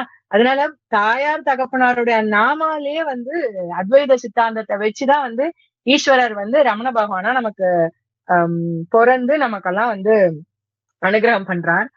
உபனிஷத் அப்படிலாம் உபனிஷத்தெல்லாம் வந்து நம்ம எடுத்து புரிஞ்சுக்கணும், படிச்சுக்கணும் அப்படின்னு நம்ம முயற்சி பண்ணோம் அப்படின்னா அது வந்து தியரி. அது வந்து நம்ம தியரின்னு எடுத்துட்டோம்னு வச்சுக்கோங்களேன். அதோடைய பிராக்டிஸ் யாரு, அதோட பிராக்டிக்கல் ஆஸ்பெக்ட் யாரு, அதை நம்ம கண்ணால புரிஞ்சுக்கணும். அது உபனிஷத்து வந்து ஒரு உருவம் எடுத்துட்டு வந்ததுன்னா அது எப்படி இருக்கும்ன்றத நம்ம புரிஞ்சுக்கணும் அப்படின்னா அது வந்து ரமண பகவான் தான். நிறைய பேர் வந்து உபனிஷத்தை தியரியா படிச்சுட்டு போயிருந்திருப்பா. ரமண பகவான் மட்டும் நமக்கு கிடைக்கல அப்படின்னா அதோடைய பிராக்டிஸ் எப்படி இருக்கும்ன்றது நமக்கு தெரியவே தெரியாம போயிருக்கும். அப்போ தியரின்னு எடுத்துட்டோம் அப்படின்னா ராமகிருஷ்ண உபனிஷத், அதோடைய பிராக்டிக்கல் ஆஸ்பெக்ட்ஸ்ன்னு எடுத்துன்னா நம்ம வந்து ரமண பகவானை சொல்லலாம். ரமண பகவானே வந்து அவர் வந்து இந்த சாட்சாத்காரம் அடைஞ்சு திருவண்ணாமலையில வந்து மலையடிவாரத்துல இருக்கிறச்சே வந்து நிறைய வேத பண்டிதாலாம் வந்து அவர் முன்னாடி உட்காந்து உபனிஷத் பாராயணம் பண்ணுவாலாம். அப்போ அந்த பாராயணத்தை கேட்கறச்சே பகவான் சொல்லுவாராம் அவரை சுத்தி இருக்கிற அவரோட சிஷ்யா கிட்ட எல்லாம், இது என்ன ஓய் நமக்கு ஏற்பட்ட அனுபவம் இருக்கு இவா சொல்லிட்டு இருக்கிறது அப்படின்னு சொல்லுவாராம். இது வந்து நம்ம அவருடைய நாமால இருந்தே வந்த ஒரு ஒரு விஷயம். இது நம்ம எல்லாம் புரிஞ்சுக்கிறதுக்கான பெரிய தாத்பரியம். இது பகவான் இவ்வளவு ஒரு ஒரு பிராக்டிக்கல் ஆஸ்பெக்ட்ஸ் ஆஃப் உபனிஷத் அப்படிங்கிறது. ரெண்டு பகவானுமே பார்த்தேன்னா ராமகிருஷ்ண பரமஹம்சரையும் சரி ரமண பகவானும் சரி மேடை போட்டுலாம் அவ பேசின்றது கிடையாது. அவளுடைய போட்டோ எல்லாம் நம்ம பார்த்தோம் அப்படின்னா அவ எதுவும் யாருக்கோ அட்வைஸ் பண்ற மாதிரியோ இல்ல யாருக்காவது ஏதாவது சொல்ற மாதிரியோ எல்லாம் இருக்காது. ரெண்டு பேருமே வந்து ஒரு ஒரு மௌனமான ஒரு நிலையிலதான் அவ இருந்துட்டே இருப்பான். ஆனா தன்னோட தாயாருக்கு வந்து ரமண பகவான் வந்து உபதேசம் கொடுக்கிறார். அதுதான் அவர் கொடுக்கிற முதல் உபதேசம். என்னன்னா அவரவர் பிராராப்த பிரகாரம் அதற்கானவன் ஆங்காங்கு இருந்து ஆட்டுவிப்பவன். என்றும் நடவாது என் முயற்சிக்கலும் நடவாது, நடப்பது என் தடை செய்யினும் நில்லாது, இதுவே திண்ணம் ஆகலின் மௌனமாய் இருக்கை நன்று அப்படின்னு தன்னோட தாயாருக்கு வந்து உபதேசம் கொடுக்கிறார். அதுதான் அவ பிராராப்தப்படி நடந்துக்கிறது, நீ எதுக்கு இப்ப கவலைப்படுற, நீ மௌனமா இரு அப்படின்னு தன் தாயார் மூலமா நம்ம எல்லாருக்குமே வந்து ரமண பகவான் வந்து அனுகிரகம் பண்றார். பொதுவா வந்து துறவிகள் அப்படின்னா அவ எல்லாத்தையுமே துறந்தவான்னு அர்த்தம், எல்லா ஆசா பாசம் எல்லாத்தையுமே அவ துறந்தவான்னு அர்த்தம். ஆனா துறவியால கூட துறக்க முடியாத ஒரு உறவு எதுன்னா அது தாயாரோட உறவு தான். அம்மா அப்படிங்கிற அந்த உறவை மட்டும் எல்லாத்தையும் துறந்த துறவியால கூட துறக்கவே முடியாது. இதுதான் வந்து நம்ம ஆதிசங்கர பகவத் பாதாளுடைய வாழ்க்கை வரலாறுல இருந்து நம்ம புரிஞ்சுக்கிறோம். ரமண பகவானும் பார்த்தேன்னா அவர் கோவில் கட்டுறாரு தன்னோட தாயாருக்கு. நீங்க திருவண்ணாமலை போனேல் அப்படின்னா, ரமணாசிரமம் போனேல் அப்படின்னா, முதல்ல வந்து ஆசிரமத்துக்குள்ள போன உடனேயே முதல்ல வர சன்னதி வந்து மாத்ருபூதேஸ்வரர் சன்னதி தான். அந்த மாத்ருபூதேஸ்வரர் சன்னதி தான் வந்து ரமண பகவான் கட்டினது தன்னோட தாயாருக்காக. அதனால தாயாருக்கு கோவில் கட்டின முதல் துறவி வந்து நம்மளோட ரமண பகவான். துறவியால கூட தாயாரை வந்து திறந்துட முடியாது அப்படிங்கிறதுக்கு இது ஒரு சான்று. இன்னொன்னு நம்ம சொல்லலாம், நம்மளோட மகா பெரியவா அவ வந்து அப்போ காளஹஸ்தியில முகாம் போட்டிருந்தா. அந்த சமயத்துல அவளோட தாயார் வந்து சிவலோக பிராப்தி அடைஞ்சா அப்படிங்கிற அந்த தகவல் வர்றது. உடனே பெரியவா போய் ஸ்நானம் பண்றா. சன்னியாசிகளுக்கு இந்த மாதிரியான இதெல்லாம் மற்ற உறவுகளுக்கெல்லாம் அவளுக்கு இந்த ஸ்நானம் எல்லாம் கிடையாது. ஆனா தன் தாயாருக்கு அவளுக்கு ஸ்நானம் உண்டு. சோ தாயார வந்து எல்லாத்தையுமே விட்டாச்சு. அவ எல்லாமே அவளுடைய பூனல்ல இருந்து சிகையில இருந்து எல்லாத்தையும் அவ விட்டாச்சு. அவ அவ வந்து லிபரேஷன் அவ அடைஞ்சாச்சு, விடுதலை அவ அடைஞ்சாச்சு. ஆனாலும் துறக்க முடியாத ஒரு உறவு தாயார். ஒரு துறவிக்கே தாயாரை விட்டுடக் கூடாதுன்ற நிலை இருக்கிறப்ப நம்ம எல்லாம் கிரகஸ்த தர்மத்துல இருந்துட்டு இருக்கோம். நம்ம எல்லாம் நம்ம ஆத்துல இருக்கக்கூடிய தாயார அம்மாவை வந்து மாதாவை வந்து நம்ம வந்து போற்றி பாதுகாக்கணும். அவளுக்கு வேணுங்கிறத நம்ம பண்ணி கொடுக்கணும். அவ மனம் கோணாம நம்ம நடந்துக்கணும். இத நம்ம எப்படி நடந்துக்கிறோமோ அதை பார்த்து நம்ம குழந்தைகள் நாளைக்கு நமக்கும் பண்ணுங்கிற அட்லீஸ்ட் அந்த ஒரு சுய நினைவோட அந்த ஒரு சுயநலத்தோடவாவது நம்மளுடைய தாயாரையும் நம்ம தாயாருக்கு கூடவே இருக்கிற நம்மளோட தகப்பனாரையும் வந்து நம்ம நன்னா வச்சு பாதுகாக்கணும். இந்த பாரத தேசத்துல முதியோர் இல்லம் அப்படிங்கிற ஒண்ணு வந்து இருக்கவே கூடாது அப்படிங்கிறது அடியனுடைய பிரார்த்தனை. இவ ரெண்டு பகவானுமே பார்த்தேன்னா மௌனமாதான் இருப்பான். மௌனத்துல வந்து 3 விதமான மௌனம் சொல்றான். வாங் மௌனம், காஷ்ட மௌனம், அதுக்கப்புறமா சுத்த மௌனம் அப்படின்னு சொல்லுவா. இது 3ம் சேர்ந்த ஒரு மௌனம் இருக்கு, அதுதான் வந்து 4வதா இருக்கக்கூடிய ஒரு மௌனம். இந்த வாங் மௌனம் அப்படிங்கிறது என்ன அப்படின்னா பேசாமல் இருக்கிறது. வாங் மௌனம் அப்படிங்கிறது எதுவுமே பேசாம அமைதியா இருக்கிறது. சில பேர் என்ன பண்ணுவானா ஏகாதசி அன்னைக்கு வந்து பேசாம இருப்பா, மௌனமா இருப்பா. சில பேர் குருவாரம் வந்து மௌன விரதம் இருப்பா. இந்த மௌன விரதம் சில பேர் வந்து ராகு காலத்துல மௌன விரதம் இருப்பா. என்னால ஃபுல் டே என்னால மௌனமா இருக்க முடியாது அப்படின்னா ராகு காலத்துல மட்டுமாவது அவ வந்து அமைதியா இருப்பா. இந்த மாதிரி ஒவ்வொருத்தருக்கும் சில பேர் சண்டேஸ்ல மௌன விரதம் இருப்பா. இந்த மாதிரி நம்மளும் நம்மளால முடிஞ்ச வரைக்கும் மௌன விரதம் அப்படிங்கிற ஒரு பெரிய விரதத்தை எடுத்துட்டோம் அப்படின்னாலே நம்மளுடைய சித்தம் வந்து கொஞ்சம் கொஞ்சமா வந்து சுத்தி ஆகும். இது வந்து ஞான நிலை அடையறதுக்கான ஒரு படியா அமையிறது. சோ அது வந்து வாங் மௌனம், பேசாமல் இருக்கிறது. மனோமௌனம் அப்படின்னா என்னன்னா எந்த சிந்தனையும் இல்லாம இருக்கிறது. இப்ப நம்ம மௌனமா இருப்போம், ஆனா நம்ம மனசுக்குள்ள வந்து எக்கச்சக்க சிந்தனைகள் ஓடின்னு இருக்கும். அப்படி அந்த சிந்தனைகள் ஓடாம இருந்து அமைதியா இருக்கிறது வந்து மனோமௌனம். காஷ்ட மௌனம் அப்படிங்கிறது வந்து சரீரத்தை வந்து அசைக்காம ஒரு இடத்துல வந்து உட்கார்ந்துட்டு இருக்கிறது, இல்ல ஒரு இடத்துல நின்று இருக்கிறது. இது வந்து காஷ்ட மௌனம். இந்த 3 மௌனமும் சேர்ந்த நிலைதான் வந்து சுத்த மௌனம். வாங் மௌனம், மனோமௌனம், காஷ்ட மௌனம், சுத்த மௌனம். இந்த சுத்த மௌனத்துல இருக்கிறவர் தான் ரமண பகவான். அவர் வந்து அமைதியா மௌனமாவும் இருப்பார், அவரோட சிந்தனை எதுவும் இல்லாமையும் இருக்கும், அவரோட சரீரமும் அசையாம இருக்கும். இது எல்லாமே சேர்ந்த ஒரு சுத்த மௌனத்துல வந்து ரமண பகவான் எப்பவுமே இருப்பாரு. அவரோட போட்டோ நீங்க எதை வேணா எடுத்து பாருங்க, அந்த சுத்த மௌனத்துல அவர் இருக்கிற அந்த அந்த அந்த ஸ்வரூபத்தை வந்து நம்ம எல்லாருமே வந்து ரசிக்கலாம். மௌனம் அப்படின்னு சொன்ன உடனே நமக்கு தட்சிணாமூர்த்தி சுவாமி தான் ஞாபகத்துக்கு வருவார். தட்சிணாமூர்த்தி வந்து மௌனமா இருந்து நமக்கெல்லாம் வந்து உபதேசம் பண்றார்.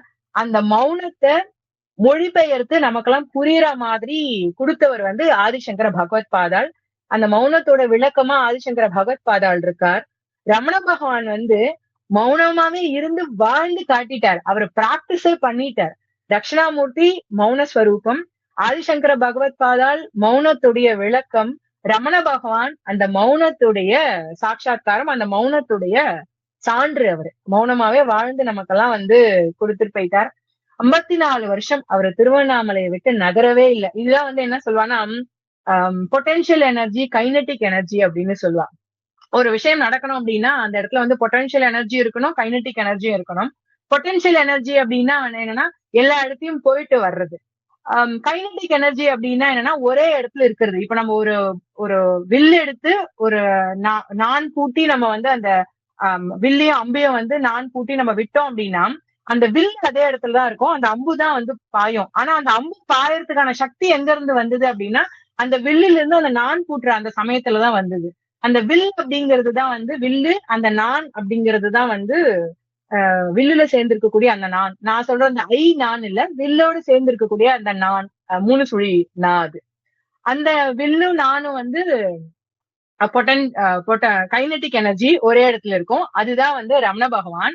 அந்த அம்புங்கிறது தான் பொட்டன்ஷியல் எனர்ஜி. அதுதான் ராமகிருஷ்ண பரமஹம்சர். இவர் ஒரே இடத்துல இருந்து மௌனத்தை உபதேசம் பண்ணி நமக்கெல்லாம் அனுகிரகம் பண்ணினார். ராமகிருஷ்ண பரமஹம்சர் நிறைய தேசங்களுக்கு, அதாவது நம்ம இந்த பாரத தேசத்திலேயே நிறைய மாகாணங்களுக்கு போறார், நிறைய நாம சங்கீர்த்தனம் பண்றார். நம்மளோட தர்மம் பிரச்சாரம் ஆகிறதுக்கு நிறைய அவர் பண்றாரு. அதனால அவர் பொட்டன்ஷியல் எனர்ஜி, ரமண பகவான் கைனட்டிக் எனர்ஜியா இருந்திருக்கார். இது நம்ம ரமண பகவானுடைய சித்தாந்தங்களை புரிஞ்சுக்கணும் அப்படின்னா நான் அப்படிங்கிற புரிஞ்சுக்கிறதுக்கு நமக்கு பல நிலைகள் நமக்கு தேவைப்படுறது. கொஞ்சம் சிம்பிளா நான் எப்படி அதை புரிஞ்சுருக்கேன் அப்படின்னா, ஒரு சப்ஜெக்ட் இன்னொரு சப்ஜெக்ட் சப்ஜெக்டையே புரிஞ்சுக்கிறது. நான் என்னையே புரிஞ்சுட்டேன் அப்படின்னா அது ஞானம். அந்த சப்ஜெக்ட் ஆப்ஜெக்ட புரிஞ்சுக்கிறது அப்படிங்கிறது அடுத்த நிலை. இப்போ நம்ம என்ன பண்றோம்னா நம்ம சப்ஜெக்டா இருந்துட்டு ஆப்ஜெக்டே தான் பாக்குறோம். எனக்கு இவன் இப்படி பண்ணிட்டான், எனக்கு இவா இப்படி பண்ணிட்டா, என்ன இவா இப்படி திட்டா. சோ இப்படி நம்ம சப்ஜெக்டா இருந்துட்டு அதுக்கு நம்ம ரியாக்ட் பண்ணிட்டு இருக்கோம். எப்ப ரெஸ்பாண்ட் பண்ண ஆரம்பிக்கிறோமோ, நம்ம சப்ஜெக்ட் நம்மளே நம்ம புரிஞ்சுக்கிறோமோ, இவா நம்மள சொல்றாளா, இப்ப யார சொல்றா, இப்ப சுகந்தி அப்படிங்கிறவாள சொல்றா அப்படின்னா அப்ப சுகந்திங்கிறது யாரு? அப்போ அவளுக்குள்ள சுகந்தி அப்படிங்கிறது என்னவா இருந்துன்னு இருக்கு. இப்போ பேசிட்டே இருக்கா, இப்ப இவ சரீரத்துல இருந்து ஒரு விஷயம் வெளியில போயிடுறது. இப்ப இவ ஏன் பேசாம படுத்துடுறா, இவால ஏன் கொண்டு போய் ஸ்மசானத்துல கொண்டு போய் வச்சிடுறா. இதையெல்லாம் நம்ம புரிஞ்சுக்க ஆரம்பிச்சிட்டோம் அப்படின்னா அதுதான் ஞானத்தை அடையக்கூடிய நிலையா இருந்துட்டு இருக்கு. 2 பகவானுடைய வாழ்க்கையிலும் பார்த்தேன்னா கேன்சர் நோய் பிடிக்கிறது. இதுல இருந்து நம்ம என்ன புரிஞ்சுக்கலாம்னா, பகவானாவே இருந்தாலும் அவ மனுஷ சரீரத்தை எடுத்துட்டா அப்படின்னா அவளுக்கு இந்த பிராரப்தம் அவளுக்கு இந்த கஷ்டத்தை எல்லாம் கொடுக்கும் அப்படிங்கிறது. ராமருக்கு தாபம் வருது, கிருஷ்ண பரமாத்மாவோட பாதத்துல அம்பு விழுறது. அதே மாதிரிதான் ரமண பகவானுக்கு, ராமகிருஷ்ண பரமஹம்சருக்கும் கேன்சர் வருது. ஆனா அவ அத ஒரு நோயா, அத ஒரு இதுவா அவ பார்க்கவே இல்லை. ரமண பகவானுக்கு தோள்பட்டையில கேன்சர் வருது. அத டாக்டர் எல்லாம் ரிமூவ் பண்ணி அதை சரி பண்றதுக்கு முயற்சி பண்ணாலாம், திருப்பி அது வளருமா. அப்போ அவர் அதை என்ன சொல்லுவாரானா, யத்பாவம் தத்பவத்தின்னு இதைத்தான் சொல்லுவா. நம்ம எதை நினைக்கிறோமோ அதுதானே நம்ம கண்ணுக்கு தெரியும். ராவணன் கூட சபையில உட்கார்ந்து இருக்கச்சே இந்திரஜித் ஆஞ்சநேய சுவாமி இழுத்துட்டு வரான். அப்ப அவரை பார்த்த உடனே நந்தி பகவான் நிக்கிற மாதிரி ராவணனுக்கு தோணிட்டான். ஏன்னா ராவணன் சிவபக்தன். ஆஞ்சநேய சுவாமியை பார்த்த உடனே நந்தியோட ஸ்வரூபம் அவருக்கு ஞாபகத்துக்கு வருது. அதனால யத்பாவம் தத்பவதி, நம்ம மனசுல என்ன நினைச்சுட்டு இருக்கோமோ அதுதான் நமக்கு வெளியிலேயே நமக்கு கண்ணுக்கு தெரியும். இங்க ரமண பகவானுக்கு அந்த கேன்சர் கட்டியை பார்த்தா அவருக்கு சுயம்பு லிங்கமா தெரியறதான். அவளோட பக்தாலாம் அதை பத்தி பார்த்து வருத்தப்படுறச்சே, இது சுயம்பு லிங்கம், இதை பார்த்து ஏன் நீங்க கண்ணீர் விடுறாரு அப்படின்னு அவர் சொல்லுவாராம். ஏன்னா அவர் மனசுல, அவர் ஹிருதயத்துல எப்பவுமே ஈஸ்வரர் மட்டுமே தானே நிறைஞ்சிட்டு இருந்தார். அதனால அவருக்கு அது சரீரமாவே அவருக்கு தெரியல. அவருக்கு ரொம்ப பிரியமான ஒரு தங்கை அலமேலு அம்மா, அவ கேக்குறாளாம் பகவான்கிட்ட, நீங்க எத்தனையோ பேருக்கு எத்தனையோ கஷ்டங்கள் எல்லாம் போக்கி வச்சிருக்கல் பகவான், நீங்க ஏன் இத சரி பண்ணிக்க கூடாது, இந்த வழியை ஏன் நீங்க தாங்கின்னு இருக்கல் அப்படின்னு கேக்குறச்சே பகவான் இந்த பதில் தான் கொடுத்தாராம். அப்ப எனக்கு சரீரம்னு ஒண்ணு இருக்குன்னு நான் தெரிஞ்சுக்கணும், இந்த சரீரத்துல கையின்னு ஒண்ணு இருக்குன்னு நான் தெரிஞ்சுக்கணும், அந்த கை அதுக்கு ஒரு வலின்னு ஒண்ணு இருக்குன்னு நான் தெரிஞ்சுக்கணும், அந்த வலி எங்க இருக்குன்னா அது என்னோட மனசுல இருக்குன்னு நான் தெரிஞ்சுக்கணும். அப்ப எனக்கு மனசு ஒண்ணு இருக்குன்றது நீ என்ன ஒத்துக்க சொல்றியா, எனக்குதான் மனசே இல்லையே அப்படின்னு பகவான் சொல்றாராம். இதுக்கு இன்னொன்னும் உதாரணம் சொல்லுவான். மகாபாரதத்துல உத்தர பாஹி பாஹி மகாயோகின் தேவ தேவ ஜெகத்பதே நாண்யம் அபயம் பக்ஷே எத்திர மித்ரு பரஸ்பரம் அப்படின்னு போய் நமஸ்காரம் பண்றா. அஸ்வத்தாமன் விட்ட அந்த அஸ்திரம் பிரம்மாஸ்திரம் வந்து உத்தரையோட கர்ப்பத்துல இருக்கிற அந்த சிசுவை வந்து நோக்கி ஓடி வர்றது. அங்க வந்து பஞ்சபாண்டவர்கள் எல்லாருமே நின்னுட்டு இருக்கா. தர்மராஜா யுதிஷ்டர்ல ஆரம்பிச்சு 5 பேரும் நின்று இருக்கா. பெரிய பராக்கிரமசாலியான பீமன், அர்ஜுனன், நகுல, சகாதேவன் எல்லாரும் நின்னுட்டு இருக்கா. அவ 5 பேருமே இவளுக்கு மாமனார். ஆனா அவளுக்கெல்லாம் போய் நமஸ்காரம் பண்ணாம நேரா போய் கிருஷ்ண பரமாத்மாவோட சரணாரவிந்தத்துல அவ விழறா. ஏன்னா உத்தர வந்து மகா ஞானி. நம்மள சுத்தி எத்தனை பேர் இருந்தாலும், ஏன்னா அவ எல்லாம் அவளுக்கு பந்துக்கள். அவ பந்துக்களை விட்டுட்டு போய் பகவான போய் சரணாகதி அடையறா. இதுல இருந்து நம்ம என்ன புரிஞ்சுக்கணும் அப்படின்னா, நம்மள சுத்தி எத்தனை பேர் இருந்தாலும் யார் இருந்தாலும் நம்ம சரணடைய வேண்டியது வந்து அந்த பகவானை தான். அதனாலதான் ரமண பகவான் வந்து இந்த வியாதிகள்லாம் வந்தாலும் நமக்கெல்லாம் அவளுக்கு வந்து வியாதிங்கிற ஒன்னே கிடையாது. ஆனா ஏன் அவ அந்த பிராரப்தத்தை ஏத்துட்டு இருந்தான்னா, நமக்கெல்லாம் ஞானம் வரணும், நமக்கெல்லாம் அந்த சித்தாந்தம் புரியணுங்கிறதுக்காக தான் அவ வந்து இந்த இந்த உதாரணத்தெல்லாம் வந்து எடுத்துட்டு நமக்கு வந்து அனுகிரகம் பண்ணியிருக்கா. நம்மளும் உத்தர மாதிரி பகவானை வந்து நம்ம நமஸ்காரம் பண்ணினோம் அப்படின்னா, பகவான் எப்படி அந்த சிசுவை வந்து காப்பாற்றி பரீட்சித் மகாராஜாவை வந்து கொடுக்குறாரோ, அந்த மாதிரி நமக்கும் வந்து சுவாமியுடைய கிருபை கிடைச்சு நம்மளும் வந்து நல்ல ஒரு அனுகிரகத்தை வந்து அடைவோம் அப்படிங்கிறது இவாளுடைய சித்தாந்தத்துல இருந்து புரிஞ்சுக்கலாம். ஜெர்மன்ல இருந்த ஒரு பெரிய ஞானி வந்து மேக்ஸ் முல்லர் அப்படிங்கிறவரு. அவரும் பிரான்ஸை சேர்ந்த ரோமன் ரோலன் அப்படிங்கிறவாளும் கிழக்கிந்திய கம்பெனி, ஈஸ்ட் இந்தியா கம்பெனில வேலை பார்த்துட்டு இருக்கா. அவளை வந்து 9 லட்சம் ரூபாய் ஃபண்டிங், அன்னைய தேதிக்கு 9 லட்சம்ங்கிறது இன்னைய தேதிக்கு நம்ம டைம் வேல்யூ ஆஃப் மணி எடுத்துட்டோம் அப்படின்னா 1000 கோடிக்கு மேல. அவ்வளவு ரூபாய் வந்து ஈஸ்ட் இந்தியா கம்பெனி வந்து ஃபண்டிங் பண்றது எதுக்காக அப்படின்னா, வேதத்தை பத்தி ரிசர்ச் பண்றதுக்காக. அவ வந்து ரிக்வேதத்தை எடுத்து ரிசர்ச் பண்றா. ரிக்வேதத்தை பத்தி மட்டுமே அவளுக்கு ரிசர்ச் பண்றதுக்கு 25 இயர்ஸ் ஆயிடுறது. அவ வந்து யஜுர்வேதத்துக்கோ சாம வேதத்துக்கோ அதர்வன வேதத்துக்கோ இல்ல மத்த கிரந்தங்களுக்கெல்லாம் அவ வரவே இல்லை. வெறும் ரிக்வேதம் ரொம்ப ஆதியான நம்மளுடைய மூலம் நாய சர்வஜ்ஞ பீட்டம் ரிக்வேத மடம் தான். ரிக்வேதத்தை எடுத்து அவ ஆராய்ச்சி பண்றதுக்கு 25 வருஷம் அவ மேக்ஸ் முல்லர் எடுத்துக்கிறார். அதுக்கப்புறம் ஒரு 20 வருஷம் எடுத்துக்கிறார். எதுக்குன்னா அந்த டிரான்ஸ்லேட் பண்ண ரிக்வேதத்தை வந்து பிரிண்டிங் பண்றதுக்காக. ஆக 45 வருஷம் ஒரு ஜெர்மனை சேர்ந்த ஒருத்தர் மேக்ஸ் முல்லர் அப்படிங்கிற ஒரு ஞானி வந்து தன்னுடைய 45 வருஷத்தை ரிக்வேதத்தை பத்தி மட்டுமே ஆராய்ச்சி பண்றதுக்காக கொடுக்கிறார். நம்ம எல்லாம் வந்து இந்த சனாதன தர்மத்துல பிறந்திருக்கோம். நம்ம எல்லாம் நம்மளுடைய வாழ்க்கையில ஒரு பகுதியாவது சனாதன தர்மத்துக்கு இருக்கக்கூடிய விஷயங்களை தெரிஞ்சுக்கிறதுக்காகவாவது பயன்படுத்துறோமா அப்படிங்கிறத நம்ம யோசிச்சு பார்க்க வேண்டிய தருணம் இது. அப்பேற்பட்ட அந்த மேக்ஸ் முல்லர் யார் ஒருத்தர் 45 வருஷத்தை ரிக்வேதத்தை பத்தி மட்டுமே ஆராய்ச்சி பண்ணி அதனுடைய தத்துவார்த்தத்தை எல்லாம் புரிஞ்சுட்டாரோ, அப்பேற்பட்ட ஞானி 3000 வருஷத்துடைய ஆன்மீக வாழ்க்கைய ஒரே வாழ்க்கையில வாழ்ந்து போயிட்டார், வாழ்ந்து நமக்கெல்லாம் காமிச்சிருக்கார் அப்படின்னு ராமகிருஷ்ண பரமஹம்சரை வந்து அவ்வளவு உயர்வா சொல்றாராம். ஒரு ஜெர்மானியன் நம்மளுடைய சனாதன தர்மத்தை சேர்ந்த ஒரு குருவை வந்து அப்படி வந்து ஆசிரியிச்சு சொல்லிட்டு இருக்கார். மொத்தம் வந்து 3 விதமான ஈஸ்வரர் ஸ்வரூபம் வந்து திருவண்ணாமலையில இருக்கு. ஒண்ணு வந்து கோவில்ல இருக்கக்கூடிய அருணாச்சலேஸ்வரர் லிங்கஸ்வரூபம்.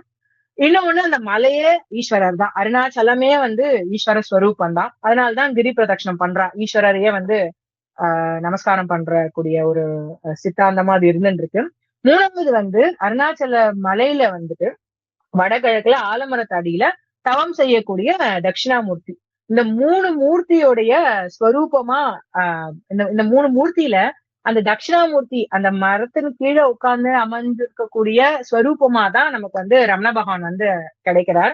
இது நம்ம எப்படி புரிஞ்சுக்கலாம் அப்படின்னா, ஏப்ரல் 14 1950வது வருஷம் வந்து ஒரு ஒளி 8:47 PM ஒரு ஒளி அங்கிருந்து அவரை மகா நிர்வாணம் அடைஞ்ச அந்த ரூம்ல இருந்து அந்த அறையில இருந்து கிளம்பி வடகிழக்குல இருக்கக்கூடிய அந்த மரத்தின் கீழே போய் மறைஞ்சது அப்படின்னு அந்த சமயத்துல இருந்த எல்லாருமே இப்பவும் திருவண்ணாமலையில போய் நம்ம கேட்டோம்னா அங்க இருக்கிறவெல்லாம் சொல்லுவா, ஒரு ஒளி அங்கிருந்து புறப்பட்டு போய் அந்த வடகிழக்குல போய் மறைஞ்சது அப்படின்றது. அந்த ஒளிதான் வந்து ரமண பகவான் அந்த தட்சிணாமூர்த்தி ஸ்வரூபமா நமக்கெல்லாம் வந்து இன்னைக்கும் வந்து அனுகிரகம் பண்ணிட்டு இருக்கார். ராமகிருஷ்ண பரமஹம்சருடைய இவர் இந்த நிர்வாண சமயத்திலையும் பார்த்தேள் அப்படின்னா சாரதா தேவிக்கு வந்து நிறைய சுவாமியோட ஸ்வரூபம் வந்து தெரியறது. அவரோட சரீரம் மறைஞ்சதுக்கு அப்புறமா அவரோட சரீரம் வந்து ஸ்தூலமா அப்படியே தன் கண் முன்னாடி பிரத்யட்சமா வந்து நின்றார் அப்படின்னு சொல்லுவா. விவேகானந்தருக்கும் அதே மாதிரி தன்னுடைய சுவாமி வந்து தன் முன்னாடி வந்து நின்றார் அப்படின்னு சொல்லுவா. ராமகிருஷ்ண பரமஹம்சரும் பார்த்தீங்கன்னா விவேகானந்தருக்கு வந்து விவேகானந்தரோட சந்தேகத்தை தீர்த்து வைக்கிறாரு. கடவுளை வந்து நேர்ல பார்க்க முடியுமான்னு கேட்டப்போ, நான் எப்படி உன்னை இப்ப பாக்குறேனோ அதை விட சமீபத்துல நான் பகவானை வந்து நமஸ்காரம் பண்ணியிருக்கேன், உனக்கும் நான் வந்து பகவானை வந்து என்னால காட்டி கொடுக்க முடியும் அப்படின்னு ராமகிருஷ்ண பரமஹம்சரும் சொல்றார். இதெல்லாம் வந்து நம்ம எதுக்காக இத ஞானிகள்லாம் இதை ஏற்படுத்தி வச்சிருக்கா அப்படின்னா, நம்ம எல்லாம் புரிஞ்சுண்டு பகவான் நாமா அப்படிங்கிறது வந்து ஒரு அக்னி.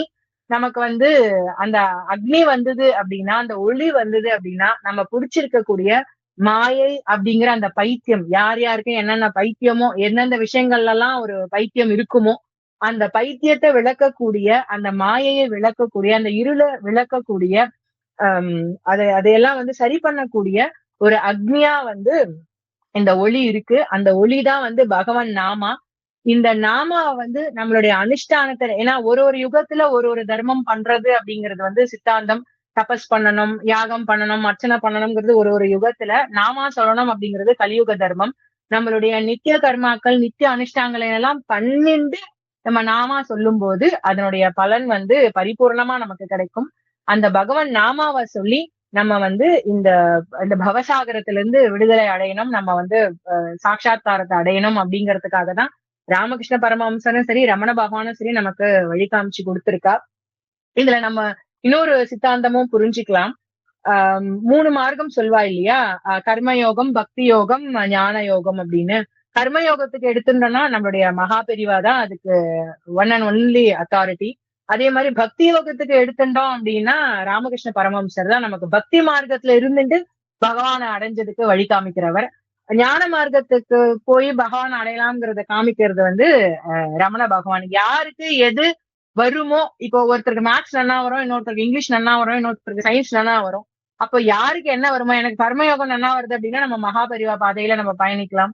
ஞான மார்க்கத்துல பயணிக்கிறதுக்கு நமக்கு ரமண பகவானுடைய சித்தாந்தங்கள்லாம் இருக்கு. எனக்கு பக்தி பண்றதுக்கு வரும்பா அப்படின்னா நம்ம வந்து ராமகிருஷ்ண பரமஹம்சருடைய சித்தாந்தங்கள் எல்லாம் எடுத்துட்டு பண்ணலாம்.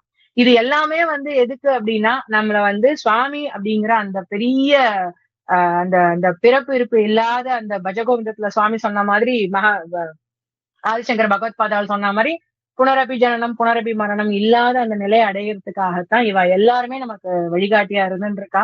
இது எல்லாமே வந்து நம்ம படிப்படியா தான் பண்ணணும். இப்போ ஒரு இடத்துல இருந்து இன்னொரு இடத்துக்கு நம்ம பிரயாணம் பண்ணணும் அப்படின்னா, சுலபமா போகணும் அப்படின்னா நம்ம எல்லாரும் வந்து பிளைட்ல போனோம் அப்படின்னு நம்ம நினைப்போம். இப்போ பிளைட்டுக்கு போனோம்னா என்ன பண்ணணும், முதல்ல டிக்கெட் வாங்கணும், அப்புறம் போர்டிங் பாஸ் வாங்கணும், அப்புறம் ஏர்போர்ட்டுக்கு போகணும், அந்த இடத்துல போயிட்டு நம்ம ரிப்போர்ட் பண்ணணும். அவ போயிட்டு இந்த சமயத்துல நீங்க எல்லாம் போய் போர்டு ஆகலாம்னு சொன்ன உடனே போய் பிளைட்ல போய் ஏறி உட்காந்துடுறோம். அதுக்கப்புறமா அந்த பிளைட் புறப்படுறது. அந்த பிளைட் புறப்பட்டு போறச்சே கீழே பார்த்தேன்னா சக்கரம் இருக்கு. அது அந்த ரன்வேக்கு போற வரைக்கும் அந்த சக்கரம் தேவைப்படுறது. ரன்வேக்கு போயாச்சு அப்படின்னா டேக் ஆஃப் சமயத்துல அந்த சக்கரம் தேவையில்லாம போயிடுறது. ஆனா அந்த டேக் ஆஃப் ஆகுற வரைக்கும் அந்த சக்கரம் வந்து தேவைப்படுறது. அப்ப அந்த ஞான மார்க்கம் அப்படின்றத அடையணும் அப்படின்னா நமக்கு பக்தி வேணும். பக்தி வரணும்னா நம்ம இந்த கர்மயோகத்துல நம்ம பிரவர்த்தனம் பண்ணிட்டு இருக்கணும்.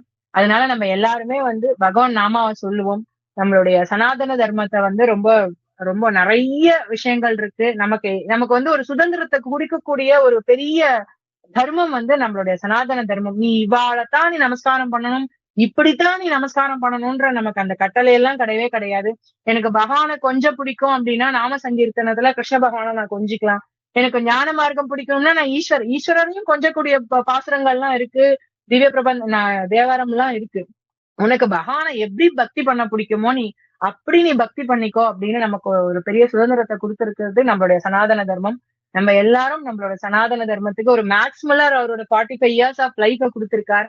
நம்ம எல்லாரும் வந்து நம்மளால முடிஞ்ச வரைக்கும் இந்த சனாதன தர்மத்துல இருந்துட்டு நம்ம ஆத்துல இருக்க குழந்தைகள், நம்ம ஆத்துல இருக்கிற எல்லாரையும் இந்த தர்மத்துல ஈடுபடுத்துவோம். இதுதான் நம்ம வந்து நம்மளுடைய சமுதாயத்துக்கு நம்ம பண்ணக்கூடிய ஒரு பெரிய தொண்டு அப்படின்னு சொல்லி நம்ம எல்லாருக்கும் ரமண பகவானுடைய ஆசீர்வாதமும், ராமகிருஷ்ண பரமஹம்சருடைய ஆசீர்வாதமும், மகாபரிவாரோட ஆசீர்வாதமும் கிடைக்கட்டும். நம்மளும் கர்மயோகத்திலையும் பக்தி யோகத்திலையும் ஞான யோகத்திலையும் பிரவர்த்தி பண்ணி அந்த சுவாமியுடைய சரணார விந்தங்கள்ல போய் நமஸ்காரம் பண்ணி நம்ம சேருவோம் அப்படின்னு பிரார்த்திச்சுக்கிறேன். இந்த